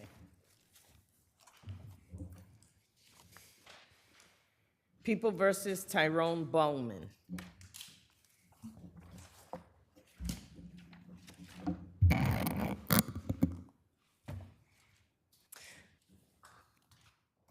You may proceed. Good afternoon, Danielle Bernstein from the Legal Aid Society, and I have the privilege of representing Mr. Tyrone Bowman. Your Honors, this is as straightforward an application of DeBoer as it gets, because DeBoer answers the central question in this case. Is an L-shaped back jeans pocket bulge standing alone enough to justify frisking someone on one of the most intimate areas of that person's body? The Court of Appeals has said no, and that should end this court's inquiry. Now, I'd like to take the court through the Porcello factors here, which determine whether reasonable suspicion exists such that a level 3 frisk is justifiable. And there are 3 factors, as the court knows, which should be viewed holistically. And that holistic review is really important here because the court could determine that only one of these factors. So let's be clear, this was on a summer day. He wasn't wearing an overcoat. This was in the back pocket. So there was nothing covering that area, correct? That's correct, Your Honor, and that's exactly the same as many of the other cases that we cited here, where what we have, and that goes to the first Porcello factor, Your Honor, which is whether there is proof of a describable object based on the objective facts that came out at the hearing. And in cases in the Court of Appeals, in this court, in sister courts, courts have held over and over again that an L-shaped pocket bulge in a pocket such as that, without any obfuscation other than the pocket itself, doesn't get us over the edge to a level 3 frisk. He testified to more than that, though. He testified how he was observing, making an observation. They were leaving the park, making the observation. The pants looked a little askewed in terms of where, because a 9mm gun is not a toy pistol. It's a big gun, right? And it's heavy. And it's heavy, yeah. Your Honor, the officer testified to heft, and so did the officer in People v. Williams, which is one of this court's cases, and People v. Counsel, Fuller. we have cases going in both directions on that, right? Not on this, Your Honor. Yes, we do. Counsel, since you did bring up the Williams case, let me just ask you a little bit about that, because even if we were to accept that first prong under Portillo, and let's talk about the second prong, and we're going to talk about the officer testifying that he was taking safety measures. Was his were his actions reasonable? I think that's really where your argument should focus.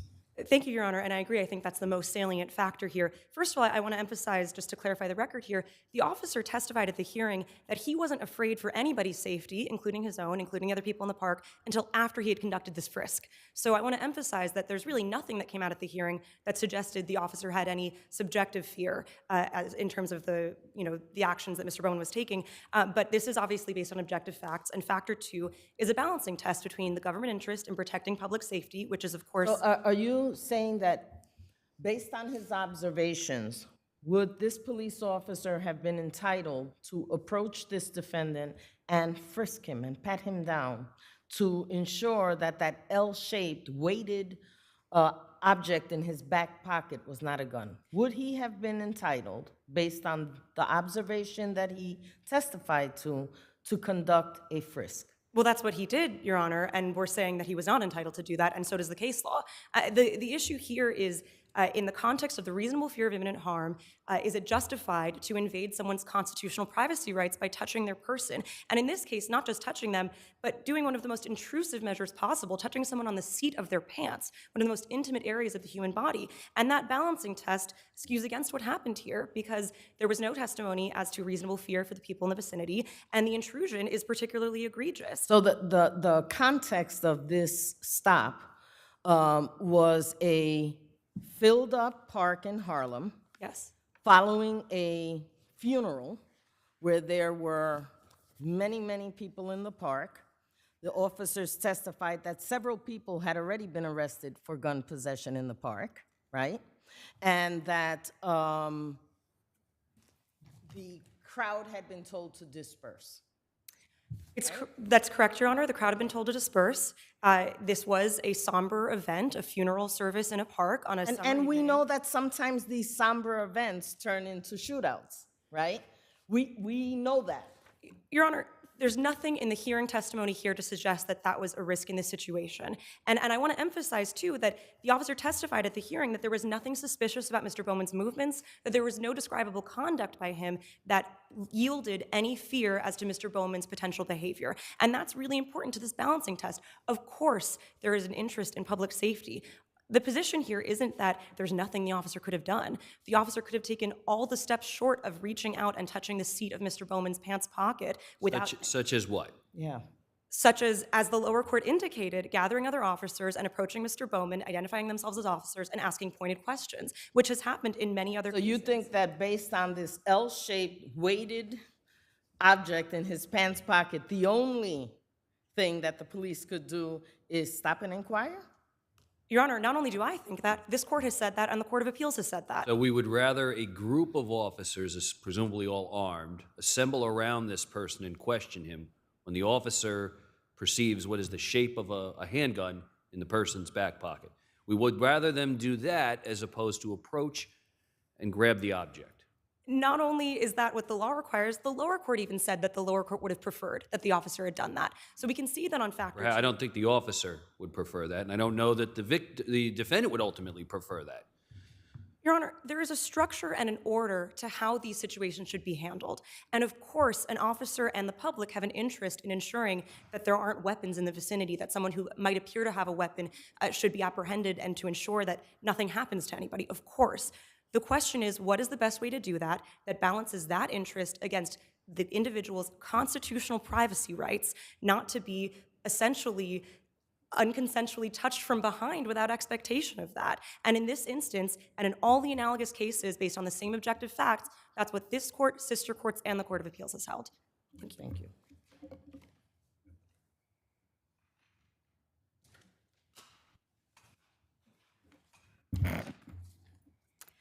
Good afternoon, Your Honors. May it please the court. Jennifer Mitchell for the people. Counsel, if you could just focus on the reasonableness of the police officer's actions, because I think that's really where the issue lies. Sure, Your Honor. So here the officer's actions were reasonable for numerous reasons. As Your Honors have already stated, the park was very crowded that night. There were over 100 people in this park who were all dispersing at the time that this frisk occurred. The officer had a reasonable fear of not only his safety, but he didn't testify that he had that fear prior to him touching and confirming that it was in fact a gun. He said that in fact the defendant was walking out of the park. His pants, yes, sagged. There was an L shape, but he was walking out of the park. There was, I think his pants might have had like a button that was closed. So. Yes, Your Honor, that is correct that that is what the officer testified to. However, it's not a subjective standard here that we're looking at. It's an objective standard of what is reasonable in the circumstances. And here, it would be reasonable for any police officer who sees an L-shaped bulge in a defendant's pants pocket that's making the pants sag down because of how heavy the object is, to believe that there is a loaded weapon in that pocket. Because I understood. Go ahead. The officer testified that he didn't think it was anything else, right? He was questioned as to whether or not it was a cell phone, or he thought it was a cell phone or other things. Correct, Your Honor, exactly. The officer was questioned directly about that, whether he believed this object could be innocuous, because, again, we do have a lot of case law that does differentiate waistband bulges from pocket bulges, But here in this case, that we had that differentiation because the outline of this object was so clear through the pants pocket that there was no question in this officer's mind that there was a gun in the pocket. He specifically testified that it could not have been an innocuous object such as a cell phone or wallet. So it was reasonable for him to believe that there was a loaded weapon in defendant's pants pocket, and because of the sheer number of people in the park that night, defendant could have caused immeasurable harm if he had fired that loaded weapon into the crowd. But as I understood your friend's argument, what was determinative here for pinning this on the DeBoer spectrum was whether or not the officer feared for his safety or others. And yet, as Judge Pitt pointed out, there was no testimony to that effect, that he feared for either his safety or for that of the public. And what's your response to that? Yes, sure. So I will say that he did testify that he feared for his safety and the safety of everyone else. The part in the hearing where he testified to that is after he was questioned about feeling the object in the pocket, and I believe that is my opposing counsel's argument as to that fact. But my response is simply, again, that it's an objective standard, and so just simply making those observations about the specific L shape he saw in the pants pocket, the heavy sag of the pants, There are several things to consider. It's just not one point. The fear factor, if it's not there, that doesn't automatically mean that it's unreasonable. You have to look at all the other circumstances, his experience, what he sees, what he looks at, how he process of elimination in terms of whether or not it is a gun or not a gun. Exactly, Your Honor. And I would point out, too, that the officer didn't just automatically go up to defendant and feel the back of his pants pocket. He observed him for a while. He watched defendant walk directly in front of him for about 20 to 30 feet.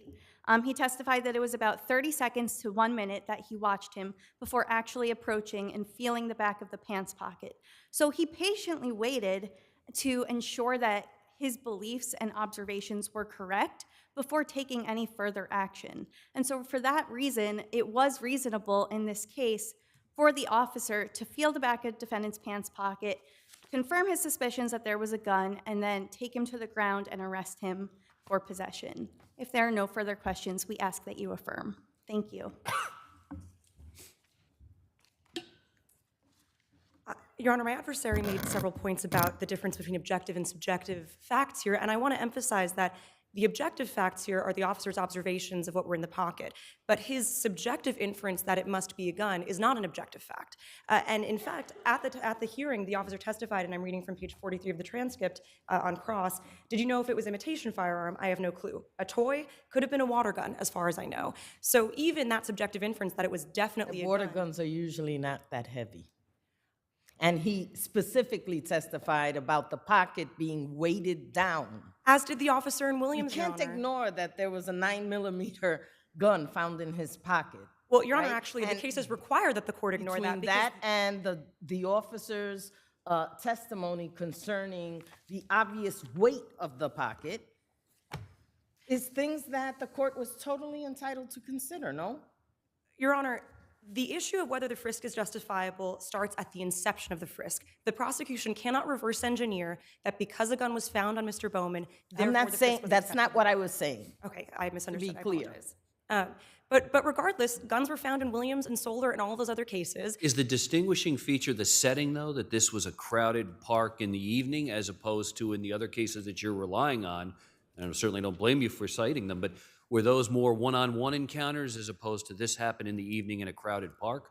Your Honor, there's a range of circumstances in these different cases. Some had other people around, some didn't. But it is true, of course, the fact of a crowd is a factor here. The bottom line, though, as to Justice Pitt-Burke's point earlier, is that that consideration, which is certainly an incredibly important consideration, still doesn't justify the level of intrusion that was done against Mr. Bowman. And if I can briefly just close, I was waiting to hear from my adversary during this argument a single case with analogous facts to this one that yielded the outcome that the prosecution is asking for, and I didn't hear one. And the reason I didn't hear one is because there isn't one. The Court of Appeals has held over and over again that an L-shaped pocket bulge without more is not enough to justify a level 3 frisk. That's what this boils down to, and that's why the court should reverse. Thank you. Thank you.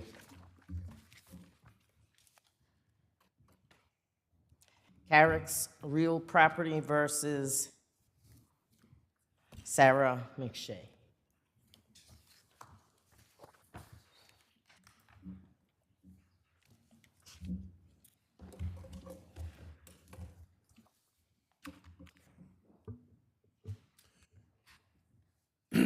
May it please the court, my name is William Roth. I represent the appellant tenant in this action, in this appeal, which raises one issue for determination, and that is whether the tenant is obligated to reimburse the landlord in this residential lease for the attorney's fees incurred in the ejectment action with the landlord brought. The court below was in error when it analyzed this question solely in terms of who was the prevailing party. The correct legal analysis of this question is, does the language of the lease or any language in any agreement between the parties obligate the tenant to indemnify the landlord in these circumstances? And the reason for this is because of the American rule on legal fees. Counsel, so you're saying that in this case here, the landlord was not the prevailing party? I'm sorry? That the landlord, the lease does provide for attorney's fees. In very limited. Okay, and one of the conditions is that the landlord or whoever gets, because we know that it goes both ways, whoever's the prevailing party gets attorney's fees. That's not what the lease says. I'd like. But the courts have imposed that requirement. That's what the court said. Right. Are you telling me that that's been overturned? That's not been overturned. That's what I'm asking you to overturn, because you're going to ask us to overturn precedent. Our own precedent? Our own precedent that says prevailing parties. Actually, it's the Court of Appeals precedent, which is governing here. In the Hoopers. Okay, I'll just make it very simple. Is there still in existence a law, the rule, that the prevailing party in a proceeding like this gets their attorney's fees? That there's a right in the air? No. Counsel, let's focus on this lease. The lease at section 20, sub A, sub 4, said you must reimburse owner for any of the following fees and expenses incurred by owner, any legal fees and disbursements for legal actions or proceedings against, brought by owner against you because of a default by you, which is what happened here. No, what it says in 20A, if I may read it to the court. Counsel, I just read it to you, okay? By you for defending lawsuits brought against owner because of the actions of you. Brought against owner. There's not an action against the owner here at issue.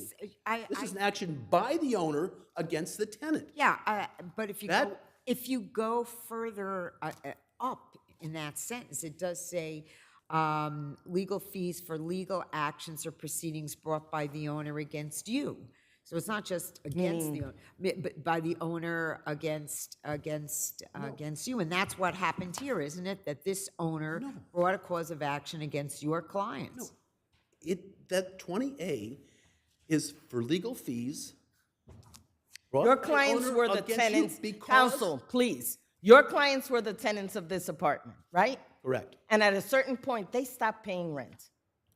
Correct? At a certain point, they did. For quite some time. 2 years. So the lease ended in 2018. And they refused to vacate.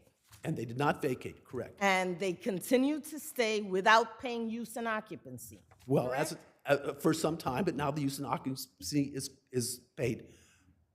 Yes, but that does not entitle. That equaled a default under the lease terms. Every tenant has to pay rent.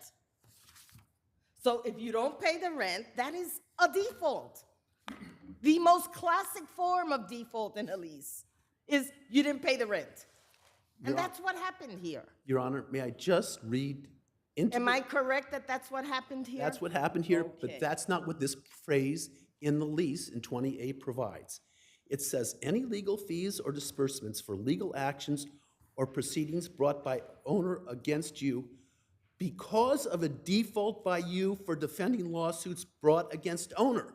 There's missing, it's missing a comma. That's what you're looking at.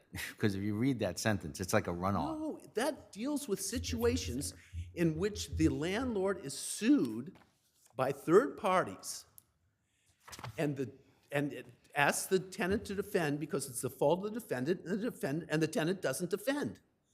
I'm not sure what a missing comma would do to that sentence, but it's quite clear if you read this phrase, because of a default by you for defending lawsuits brought against owner because of actions of you. You'll There have was time on no rebuttal. lawsuit brought against our owner because of actions by you. Thank you. You'll have time on rebuttal.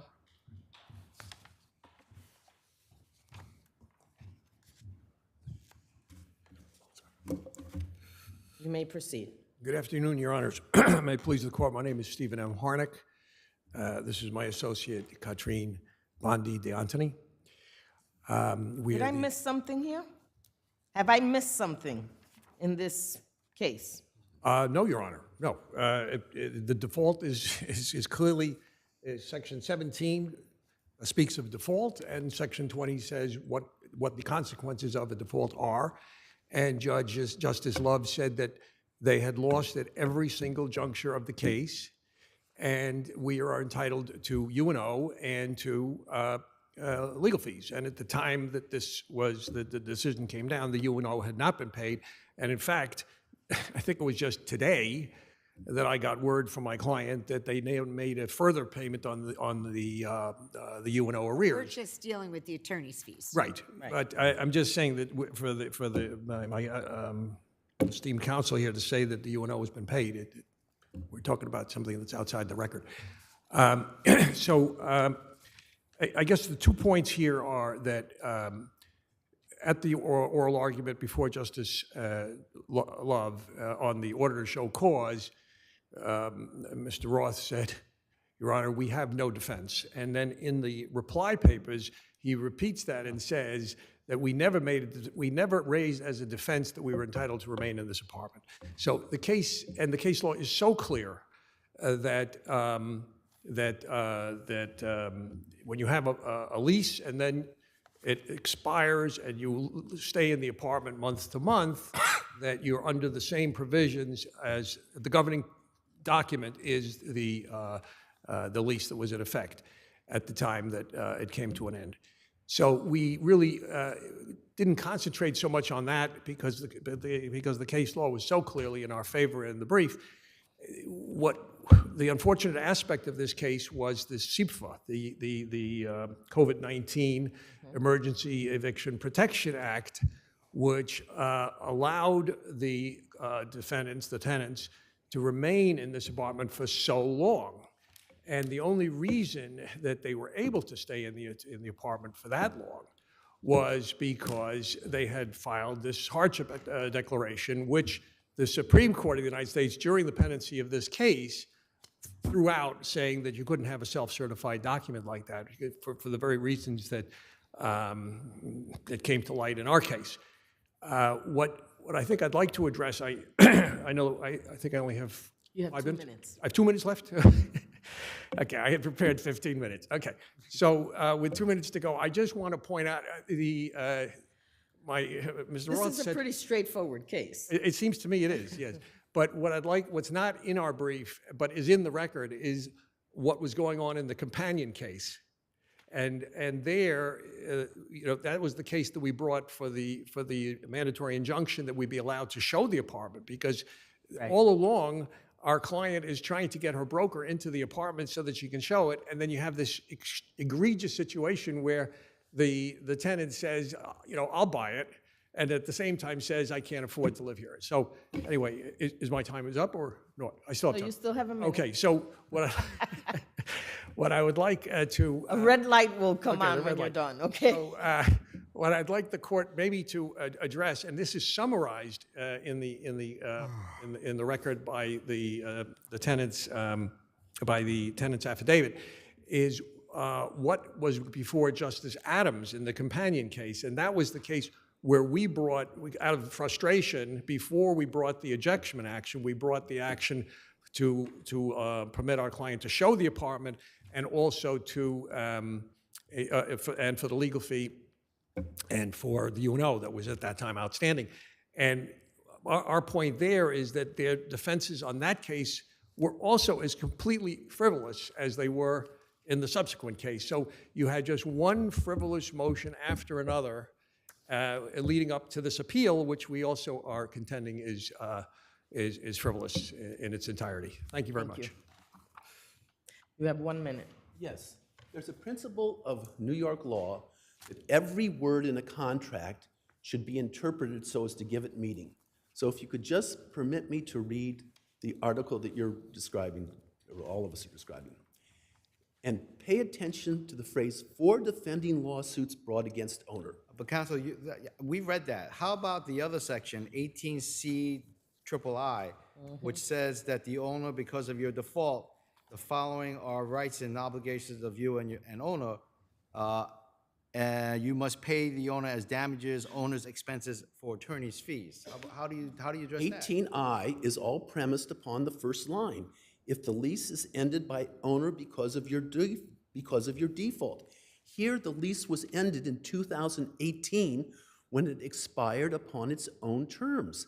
And thereafter, the parties had a month-to-month tenancy relationship. But then didn't and the lease was ended. Yes, but then at some point, the landlord had to serve a 90-day notice, is that correct? Yes, in 2020, 2 years after the lease ended. And so all of Article 18, Judge, is premised upon the landlord. Well, in ending part, the that lease. was because of all of the governor's executive orders regarding not evicting people during the COVID pandemic. No, so but from 2020, right? Right, but from 2018, but I'm talking about the 2 years in which they were tenants, a month-to-month. Counsel, I don't see how that helps you, seeing as they didn't pay rent. We admitted we owed rent. We admitted we owed Okay, rent. and when you default and don't pay rent, That's every single lease I've ever seen in this court not this calls for attorney's fees when a landlord has to take you to court on a default. Well, I asked and you- the language is here, and we have your arguments. I Thank asked you to so read much. the lease language in this lease. Thank you. Thank you, Your Honor. People versus Muhammad.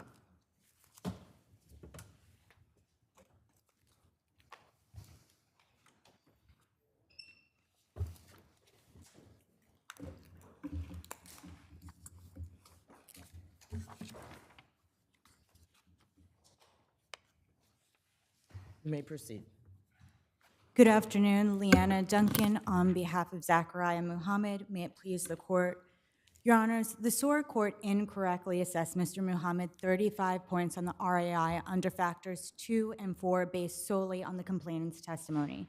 This testimony was not clear and convincing evidence that Mr. Muhammad had committed the conduct which he was acquitted of, as it was contradicted by an expert, uncorroborated by the record, and explicitly Well, you're rejected. saying what happened in this case was the same judge who was the trial judge was also the SOAR judge, right? Yes, that's correct. And so even though, I mean, SOAR is really a civil hearing, not necessarily a criminal hearing, so it's a different standard of proof. So whereas the judge here felt that there might have been the appropriate burden of evidence. Obviously, at the trial, there was probable cause, or the jury didn't find all those things. That was not the standard here in the SOAR case. And there's cases that say there is a different standard, and this is the standard under which we go to, and that there was the requisite clear and convincing evidence. That's what the judge found, and so why couldn't we rely on the judge's determination? The complainant's testimony was Isn't that not.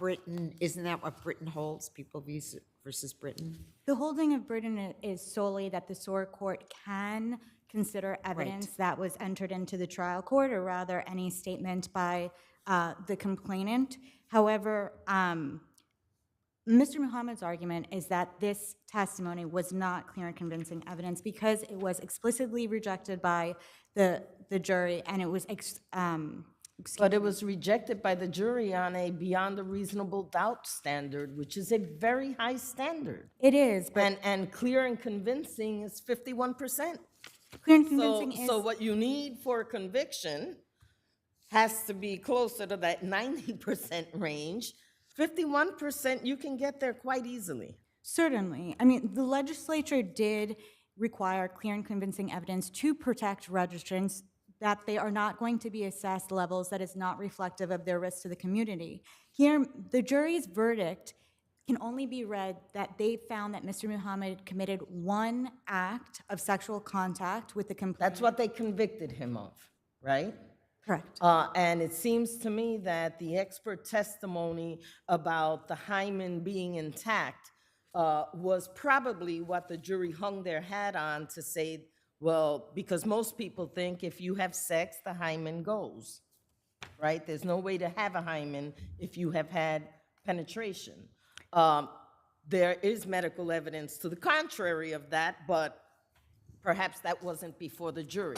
The jury hung their hat on, okay, there was no hymen, there was a hymen, so we're not sure that this young girl was raped. But there was no question that the defendant was alleged to have sexually abused his girlfriend's daughter for a period of time, right? Those were the allegations, yes. Right. And the jury convicted on some of those charges.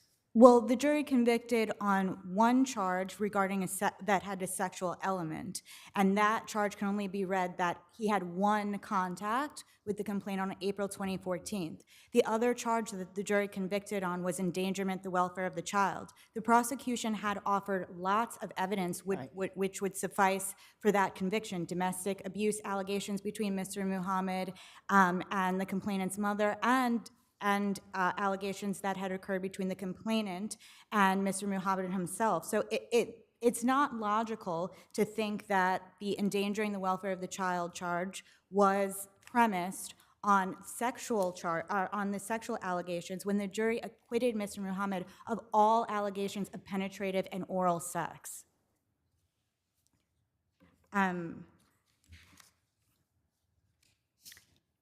And obviously, the testimony of the expert with regard to the hymen would have no play on the oral sex part, right? Because there's no test that they can do to this 9-10-year-old girl to find out whether she was forced to perform fellatio on her mother's boyfriend.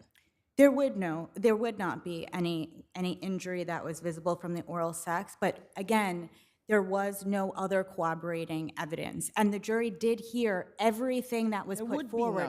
There would be none. It's only the testimony of the child and of the man. That's the only evidence the jury's going to get on a case like this, right? The charge that Mr. Muhammad was convicted of did have corroborating evidence. I think that's of significance here, that the only act that they found him guilty of was corroborated by the complainant's stepmother and her brother. I see my time is up unless I... Okay. All right, you'll have time on rebuttal. Okay. Thank you.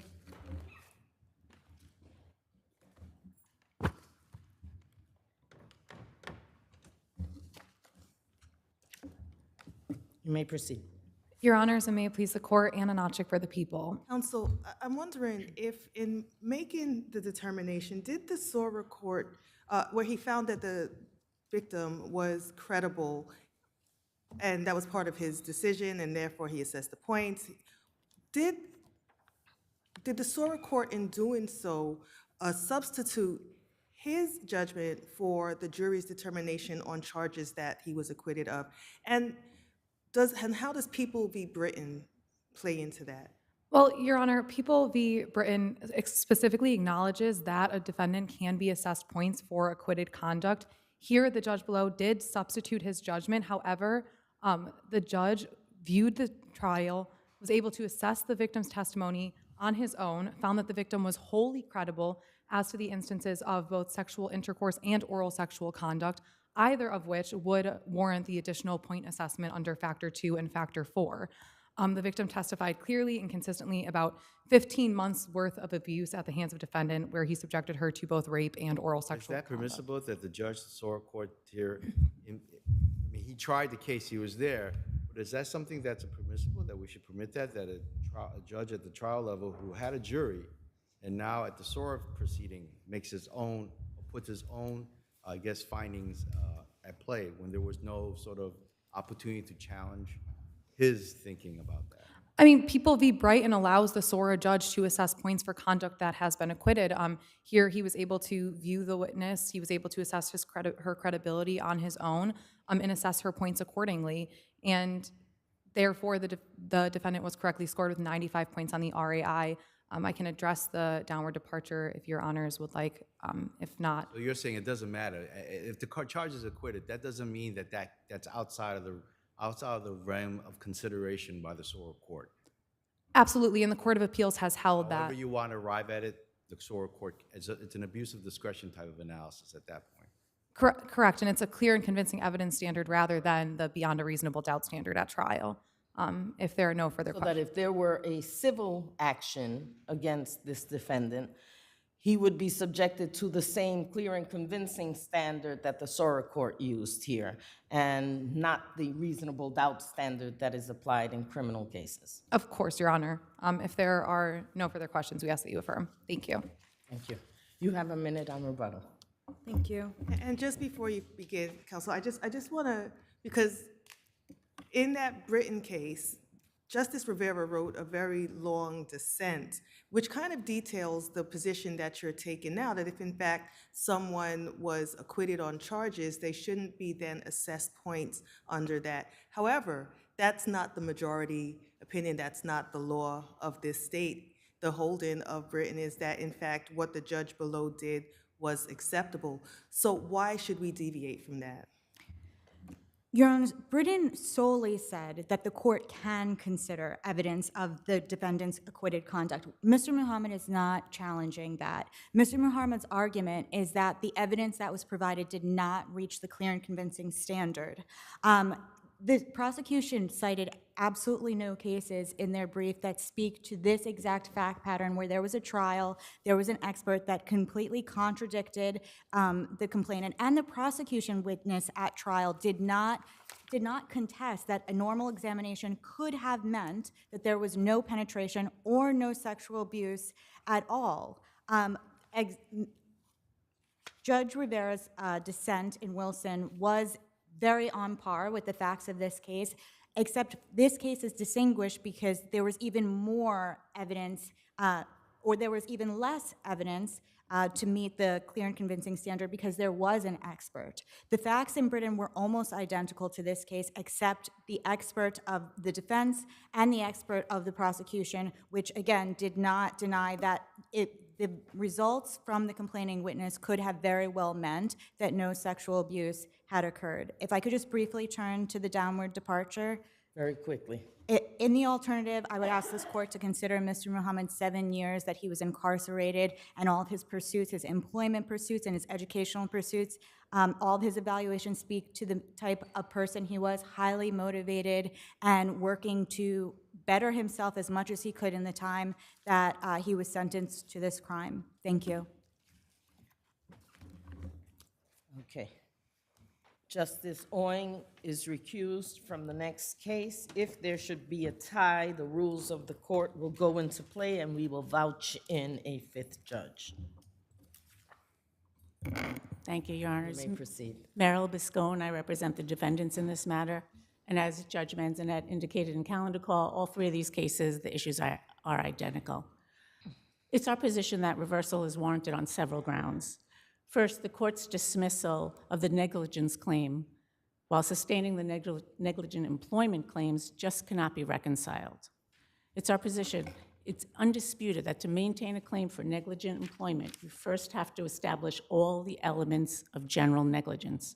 Here, the court found You're that basing that on what? Because there have been, this argument, this is not the first day this argument's been made. It's been made many other times. There's been many other cases where this, has been the result. What are you basing your statement on? What case or what finding? the Aaron's case, it's a federal case cited in our brief. Anything in our court? Nothing in your court that expressly says that the elements of negligence has to be made. But our research has indicated that the only case where the negligence case has been... We've had negligent hiring cases where there's no negligence action. Those are But under it's just a different... negligent hiring, negligent retention. They come up a lot in employment cases. Right, but under these circumstances, under the CVA, the only cases where a negligence claim has been dismissed and where the negligent employment cases have been sustained, were this is the Judge Tisch cases in the Supreme Court. We have located no other cases My adversary has located no other case where negligence, where it was expressly found that there was no duty, but then go on to sustain the Well, negligence. here the court kind of said at this pre-answer, pre-discovery stage, you would be the holder, your clients would be the holder of any evidence, and these children, or former children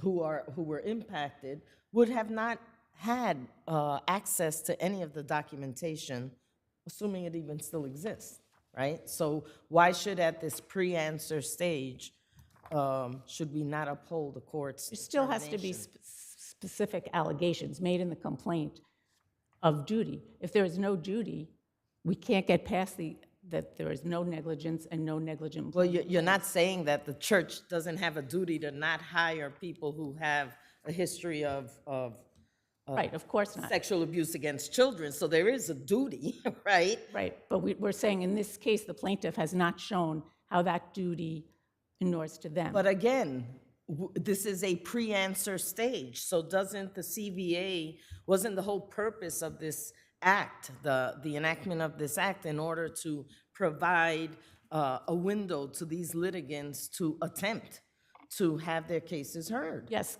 the allegations are liberal. So we're gonna knock it out before they've had a chance to do discovery? There has to be something more. There has to be something to base this duty on. Says, I was at that church and that priest did X, Y, and Z. Right, but here, if you look at the complaint, it wasn't even, I was at that church. They didn't indicate what church, what location, whether he was a parishioner, whether he was an altar. That comes in discovery. That's what a bill of particulars is for. We think there needs to be- And if you don't permit a litigant to at least get to that stage,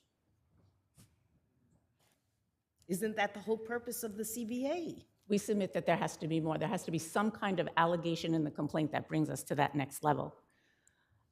Additionally, the negligent employment claims should have been dismissed based on the second element. That's the known or should have known element. Again, in June of this year, the Court of Appeals elucidated that element in the Moore case.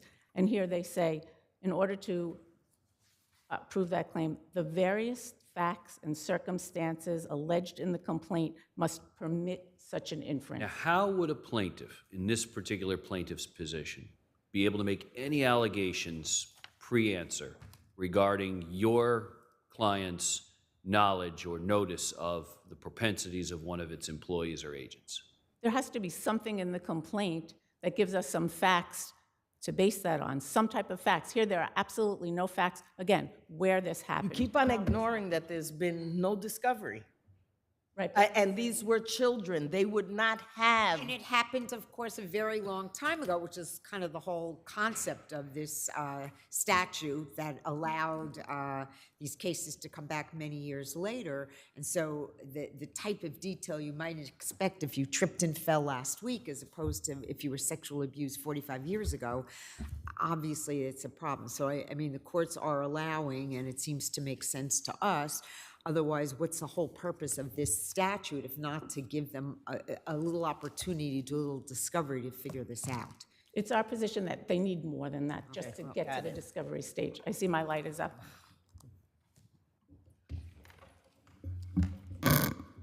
May it please the court, Nahid Sheikh from Jeff Anderson and Associates for plaintiff respondents ARC 357 Doe, ARC 358 Doe, and Carney.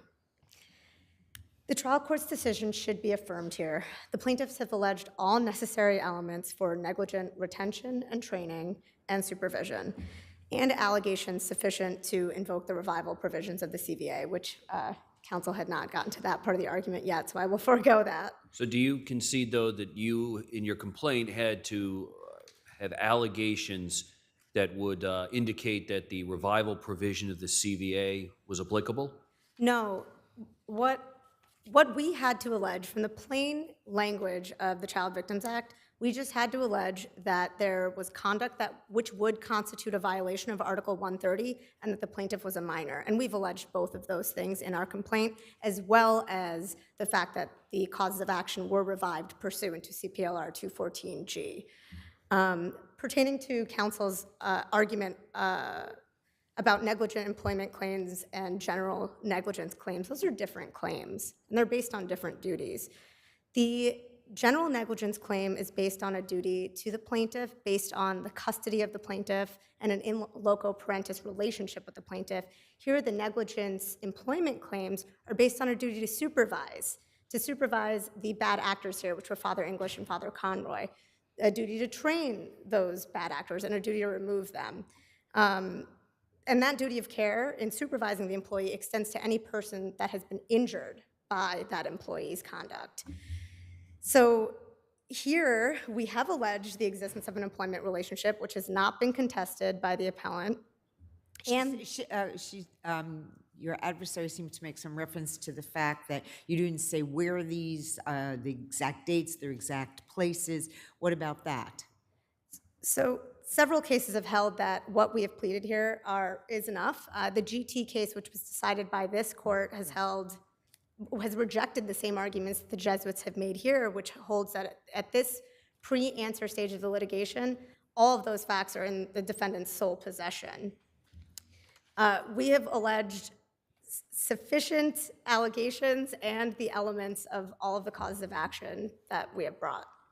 And if your honors have no more questions, I'll rest on my papers. Thank you. Thank you. Just very briefly, I'd ask this court to look at the specific language of the Moore case where it elucidated what has to be pled in a complaint. And there Did has Moore involve in any way, shape, or form CPLR 3211D? have we, I'm sorry. Did the Moore case have any, I believe anywhere in the Moore case did the Court of Appeals discuss the application of CPLR 3211D? I believe they did discuss that. And that's where they indicated that there has to be something more than just general allegations. There has to be some type of factual allegations. This was a very different type of case. Yes. This is a commercial case. Yes. But But courts, since the Moore case, have cited this in a CVA type of action.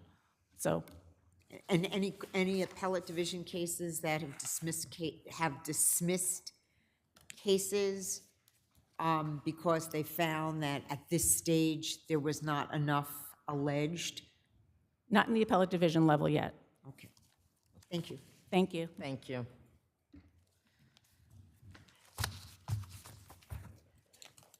Trofimova versus Senior Care Emergency. Please wait for my colleague to return to the room. You can come up, just wait for him to get here. Right on cue. You may proceed. Thank you, Your Honor. May it please the court, my name is Jacqueline Mandel. I represent the defendant appellant Senior Care Emergency Services in this action, and I'm really happy that I have Court of Appeals and First Department case law to cite for you today. It's been a tough crowd for the appellant today, but I'm going to try. I'm going to try. All right, so I'm actually going to start with the Court of Appeals. And that's not an indication of how the cases are going to end up, as you know. I know it all. I know it very well, Your Honor. Yes, but I'm gonna take us back in time about 40 years ago to when the Court of Appeals established the two main rules that, in my opinion, govern this case. The first rule from the Court of Appeals in Blyler versus Bodnar, which goes back to 1985, and I can't believe that's 40 years ago, but it is. That rule is that an act or omission that bears a substantial relationship to the rendition of medical treatment constitutes malpractice. So, I mean, I agree that's been around for a long time, but it's a tough line. It's not like a real clear-cut, obvious situation. And even, they talk about whether or not you might need experts to come in and testify. In this case, the caregiver, I think it was the caregiver, made a phone call to 911 and said, person here is having shortness of breath, please send an ambulance. So do we need an expert to tell us that you needed to send an ambulance that would help someone who had shortness of breath, and that it should be equipped to help someone who had shortness of breath? So the issue in this case, Your Honor, is they did send an ambulance to help they sent someone. an ambulance. They sent the basic life support ambulance, and the plaintiff's claim is that they needed to send an advanced life support ambulance. And a basic life support ambulance, does that have anything for shortness of breath?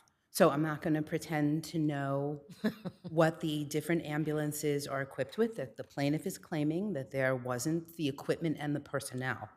But the essence of the claim, and that's what the decisions of this court and the Court of Appeals say we must look to. We must look to the essence of the claim. The essence of the claim here is that Senior Care Emergency Medical Services, which is actually a private ambulance company, failed to appreciate the nature of the symptoms, failed to assess the patient's treatment needs. Well, that sounds like malpractice. Yes, Your Honor. And that's the essence of, that's the whole basis of why we say it's a medical malpractice claim. And it was time barred, even with. Whatever, and we will ask your adversary there when he gets up, what was in this advanced ambulance that was necessary that wasn't available in the basic one. And whatever the answer to that is, all goes to medical treatment. So I don't want to miss the opportunity to, especially because I happen to have Justices Kapnick and Justice Oing, and these are your decisions that I want to cite. Thanks. So I just want to put them. Yes. I do have a point. This is along those line of cases in the hospitals where the plaintiff is injured, not because a medical fell off the railing or something else like mobility, like transporting them. I mean, that's less of a med mal and more towards simple ordinary negligence. Like in this case here with the ambulance, if they were transporting him onto the ambulance and somehow they injured him, that would be falling out of med mal and more negligence. Your Honor, if the oxygen tanks were empty, if the defibrillator was broken, if the wheels fell off the ambulance while it was driving, that's negligent. Are any of the claims in the plaintiff's complaint survivable on the, under negligence? I mean, there were a bunch of different claims in his complaint. No, and thank you for teeing that up for me, because I really want to talk about your case in Annunziata, which was, it's 2015, but Your Honor, that's your case. So that was a case against the laboratory. It had to do with a pap smear, but just like this case, there were other allegations there that weren't necessarily involved in hands-on malpractice, in actual medical treatment. So I'm going to quote that case for you, if I may. This court held, Justice Kapnick, you were on this panel, these claims cannot be distinguished from allegations of medical malpractice. I should interrupt my quote to say those are the non-hands-on. They had to do with employee training and risk reduction and those kind of things. Back to the quote. In applying the statute of limitations, courts must look to the reality or essence of the claim rather than its form. This is the important part. The additional claims put forth in this case would not be actionable in the absence of the misreading of the tissue sample, which is the basis of the malpractice claim. All of the regulatory infractions alleged by the plaintiffs bear a substantial relationship to the rendition of medical treatment. The laboratory rendered medical services in this case. Therefore, it cannot be argued that the laboratory's duty to plaintiffs stemmed from anything other than its role as a medical services provider. The other, I see my light is on, I just want to mention, and I'll get back to it on rebuttal, the 2021 case, Justice Kapnick, that's you again. Justice Oing, I didn't get to say, Kim versus New York Presbyterian Hospital is the one that the two of you are on. But Xenius is what I think is the dispositive case. It's this court, it's 2021, and I'll discuss that in more detail on rebuttal. Thank you. Thank you. Good afternoon, Your Honors. May it please the court, Andre Popescu of Shaknevich Law Group for the respondent. It seems like the panel has a lot of questions for me, which I will be ready to field. So tell me, what was it about the ambulance that was sent that was deficient? Well, without discovery, we don't know that. That's one of the points we make in our papers, that perhaps there could be a procedure within senior care itself that says in the case of shortness of breath, difficulty breathing, it is required that we send an advanced life support ambulance because but your position is that there is a distinguished, ambulances are distinguished, right? There are normal ambulances, for lack of a better word, and advanced ambulances, which would fall in line with yours. Surely you would know that in order to make such a claim. Well, the claim is that there are different kinds of ambulances, one for basic needs and one for advanced needs, and that we don't know in this case which one was appropriate. We don't know whether there's protocol by the defendant itself as to which one is appropriate, because we don't even know what the dispatch process entailed. We don't know whether it was one person, multiple people. We don't know what led to this ambulance being sent out and whether that was appropriate. Now, this is all in the context of a 3211A7 motion where the court's function is really to decide whether the facts as alleged can fit into any cognizable legal theory. The lower court found that it did into ordinary negligence, and we But agree with explain that to me. Explain this theory of negligence on this fact pattern. Because you are saying that somehow the defendant's senior care emergency was negligent Right. in sending the ambulance that it did instead of the advanced ambulance. That's what you're suggesting, right? It is, and it's our position at this pleading stage that a layperson, in light of the fact that the person was having difficulty breathing, could have recognized the need to send the advanced life But support. don't you need to be able to say the basic ambulance wasn't good enough because it didn't even have an oxygen machine? I mean, you got to say something. All the more reason why there needs to be discovery in this case. I can't, like counsel herself stated, and I can state also, I'm not an expert on the differentiation. Look at it this way. This is 3211. I assume your allegations are true. So you make an allegation in your complaint that you should have gone the advanced ambulance service instead of the basic ambulance service, right? That's the allegation. Assume that's true. The next question that I have, or the next level of inquiry is this a medical malpractice claim or is it a negligence claim? Because if I assume everything that you said is true, it's skewing towards, or at least having me lean towards, it's a medical malpractice issue, not a negligence. I'm not sure if at this pleading stage we have to elect. I think it's. Well, no, I'm just saying based on I'm going to take all your allegations and assume they're true and say that that's a fact. They sound more like medical malpractice than negligence. There are also, and we. I'm not trying to trap you. I'm just saying that that's where we're at 3211. Well, there are also allegations of negligent supervision, negligent instruction in the record at 21 and 22. Well, med mal can have that too. Med mal is just a label. I mean, you can have docs who are going to be, negligent supervision, negligence handling. I mean, that's all part of the med mal issue. Admittedly, I think it is a fine line here, but considering the standard at this pleading level. Does your theory that they sent the wrong type of ambulance entail in any way, shape, or form an analysis of the medical treatment or patient care that was afforded to the decedent? There are allegations that improper treatment was rendered, yes, but frankly, it's a boilerplate complaint. I mean, it alleges the specific facts of the occurrence, but it also pleads everything. And how could we distinguish the Zenius case that your friend referred to? Well, the Zenius case was a summary judgment decision. So whatever the deficiencies of that claim were, what we know from that case is that it did at least survive to beyond the pleading stages. But with respect to the statute of limitations question in that case, they said that to the extent plaintiff's claim is based on defendant's delays in arriving at the scene, it sounds in medical malpractice as such issues of response time speak directly to the question of patient care. Well, we don't. Arrival time seems to be more tangential than the type of ambulance they chose to dispatch. That's arguable. Also, arrival time depending on whether CPR has to be administered or something of that nature. I think it's on a case-by-case basis. And was there any indication that happened here? In the ambulance before they got to the hospital? I don't believe so. I would have to. Thank you. All right. Thank you, Your Honor. Very briefly, I mean, I was struck by what my adversary just said about how at the pleading stage she doesn't have to choose. It's statute of limitations. He does have to choose.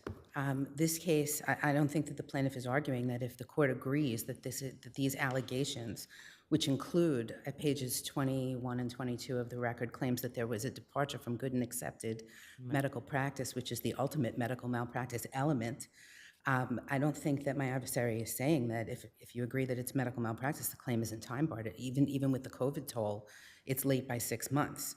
And I just want to say, without the COVID toll, the wrongful death claim, they're not pleaded as separate causes of action, but his complaint says it resulted in death. That was time barred back in 2019. So I think the plaintiff does have to make a choice. Well, I mean, he does and he doesn't. He pleads what he pleads, and now is there only medical malpractice, only ordinary negligence, a little bit of both? And is there anything in the complaint that you would concede does sound in ordinary negligence? There are attempts at that. You should be a lawyer. I'm going to take that as a seriously high compliment, Justice Higgins. It's been about 30 years, so, and some of a good part of that here in this court. So I do try. I do think that, in all seriousness, though, I think that there are certainly attempts to make allegations of ordinary negligence, but I think it then comes back to the Annunziata case and actually what Your Honor was talking about with Xenius, that they can't be divorced. They all stem from the duty that was owed, and that's where every tort case starts its life, as what's the duty that is owed, what is the essence of the claim here. And throughout the allegations, I know you've seen this in my brief, they're saying, but he called and complained of shortness of breath. So you, ambulance company, you need to know what kind of personnel and what kind of equipment need to be sent for somebody who's complaining of shortness of breath. You need to know that the person might go into cardiac arrest. Maybe the shortness of breath is from asthma. You need to know that there has to be asthma medications on board. You need to know these things. That it's so beyond ordinary lay people. It's interesting because I can't tell you what an ambulance is stocked with, or a BLS. I can only tell you one's basic, one's ambulance, advanced. We could kind of use our common sense about that. But Mr. Popescu doesn't know what they're stocked with either. So how's a lay jury going to know? Of course, we need an expert here to talk about all of those different things and what the standard is for when somebody makes a call to an emergency services company and says, I have shortness of breath. Somebody who does know what these ambulances are stocked with and how the personnel are trained has to come in and educate the jury. I think it's med mal. I think the claim has to be dismissed as time barred. Thank you.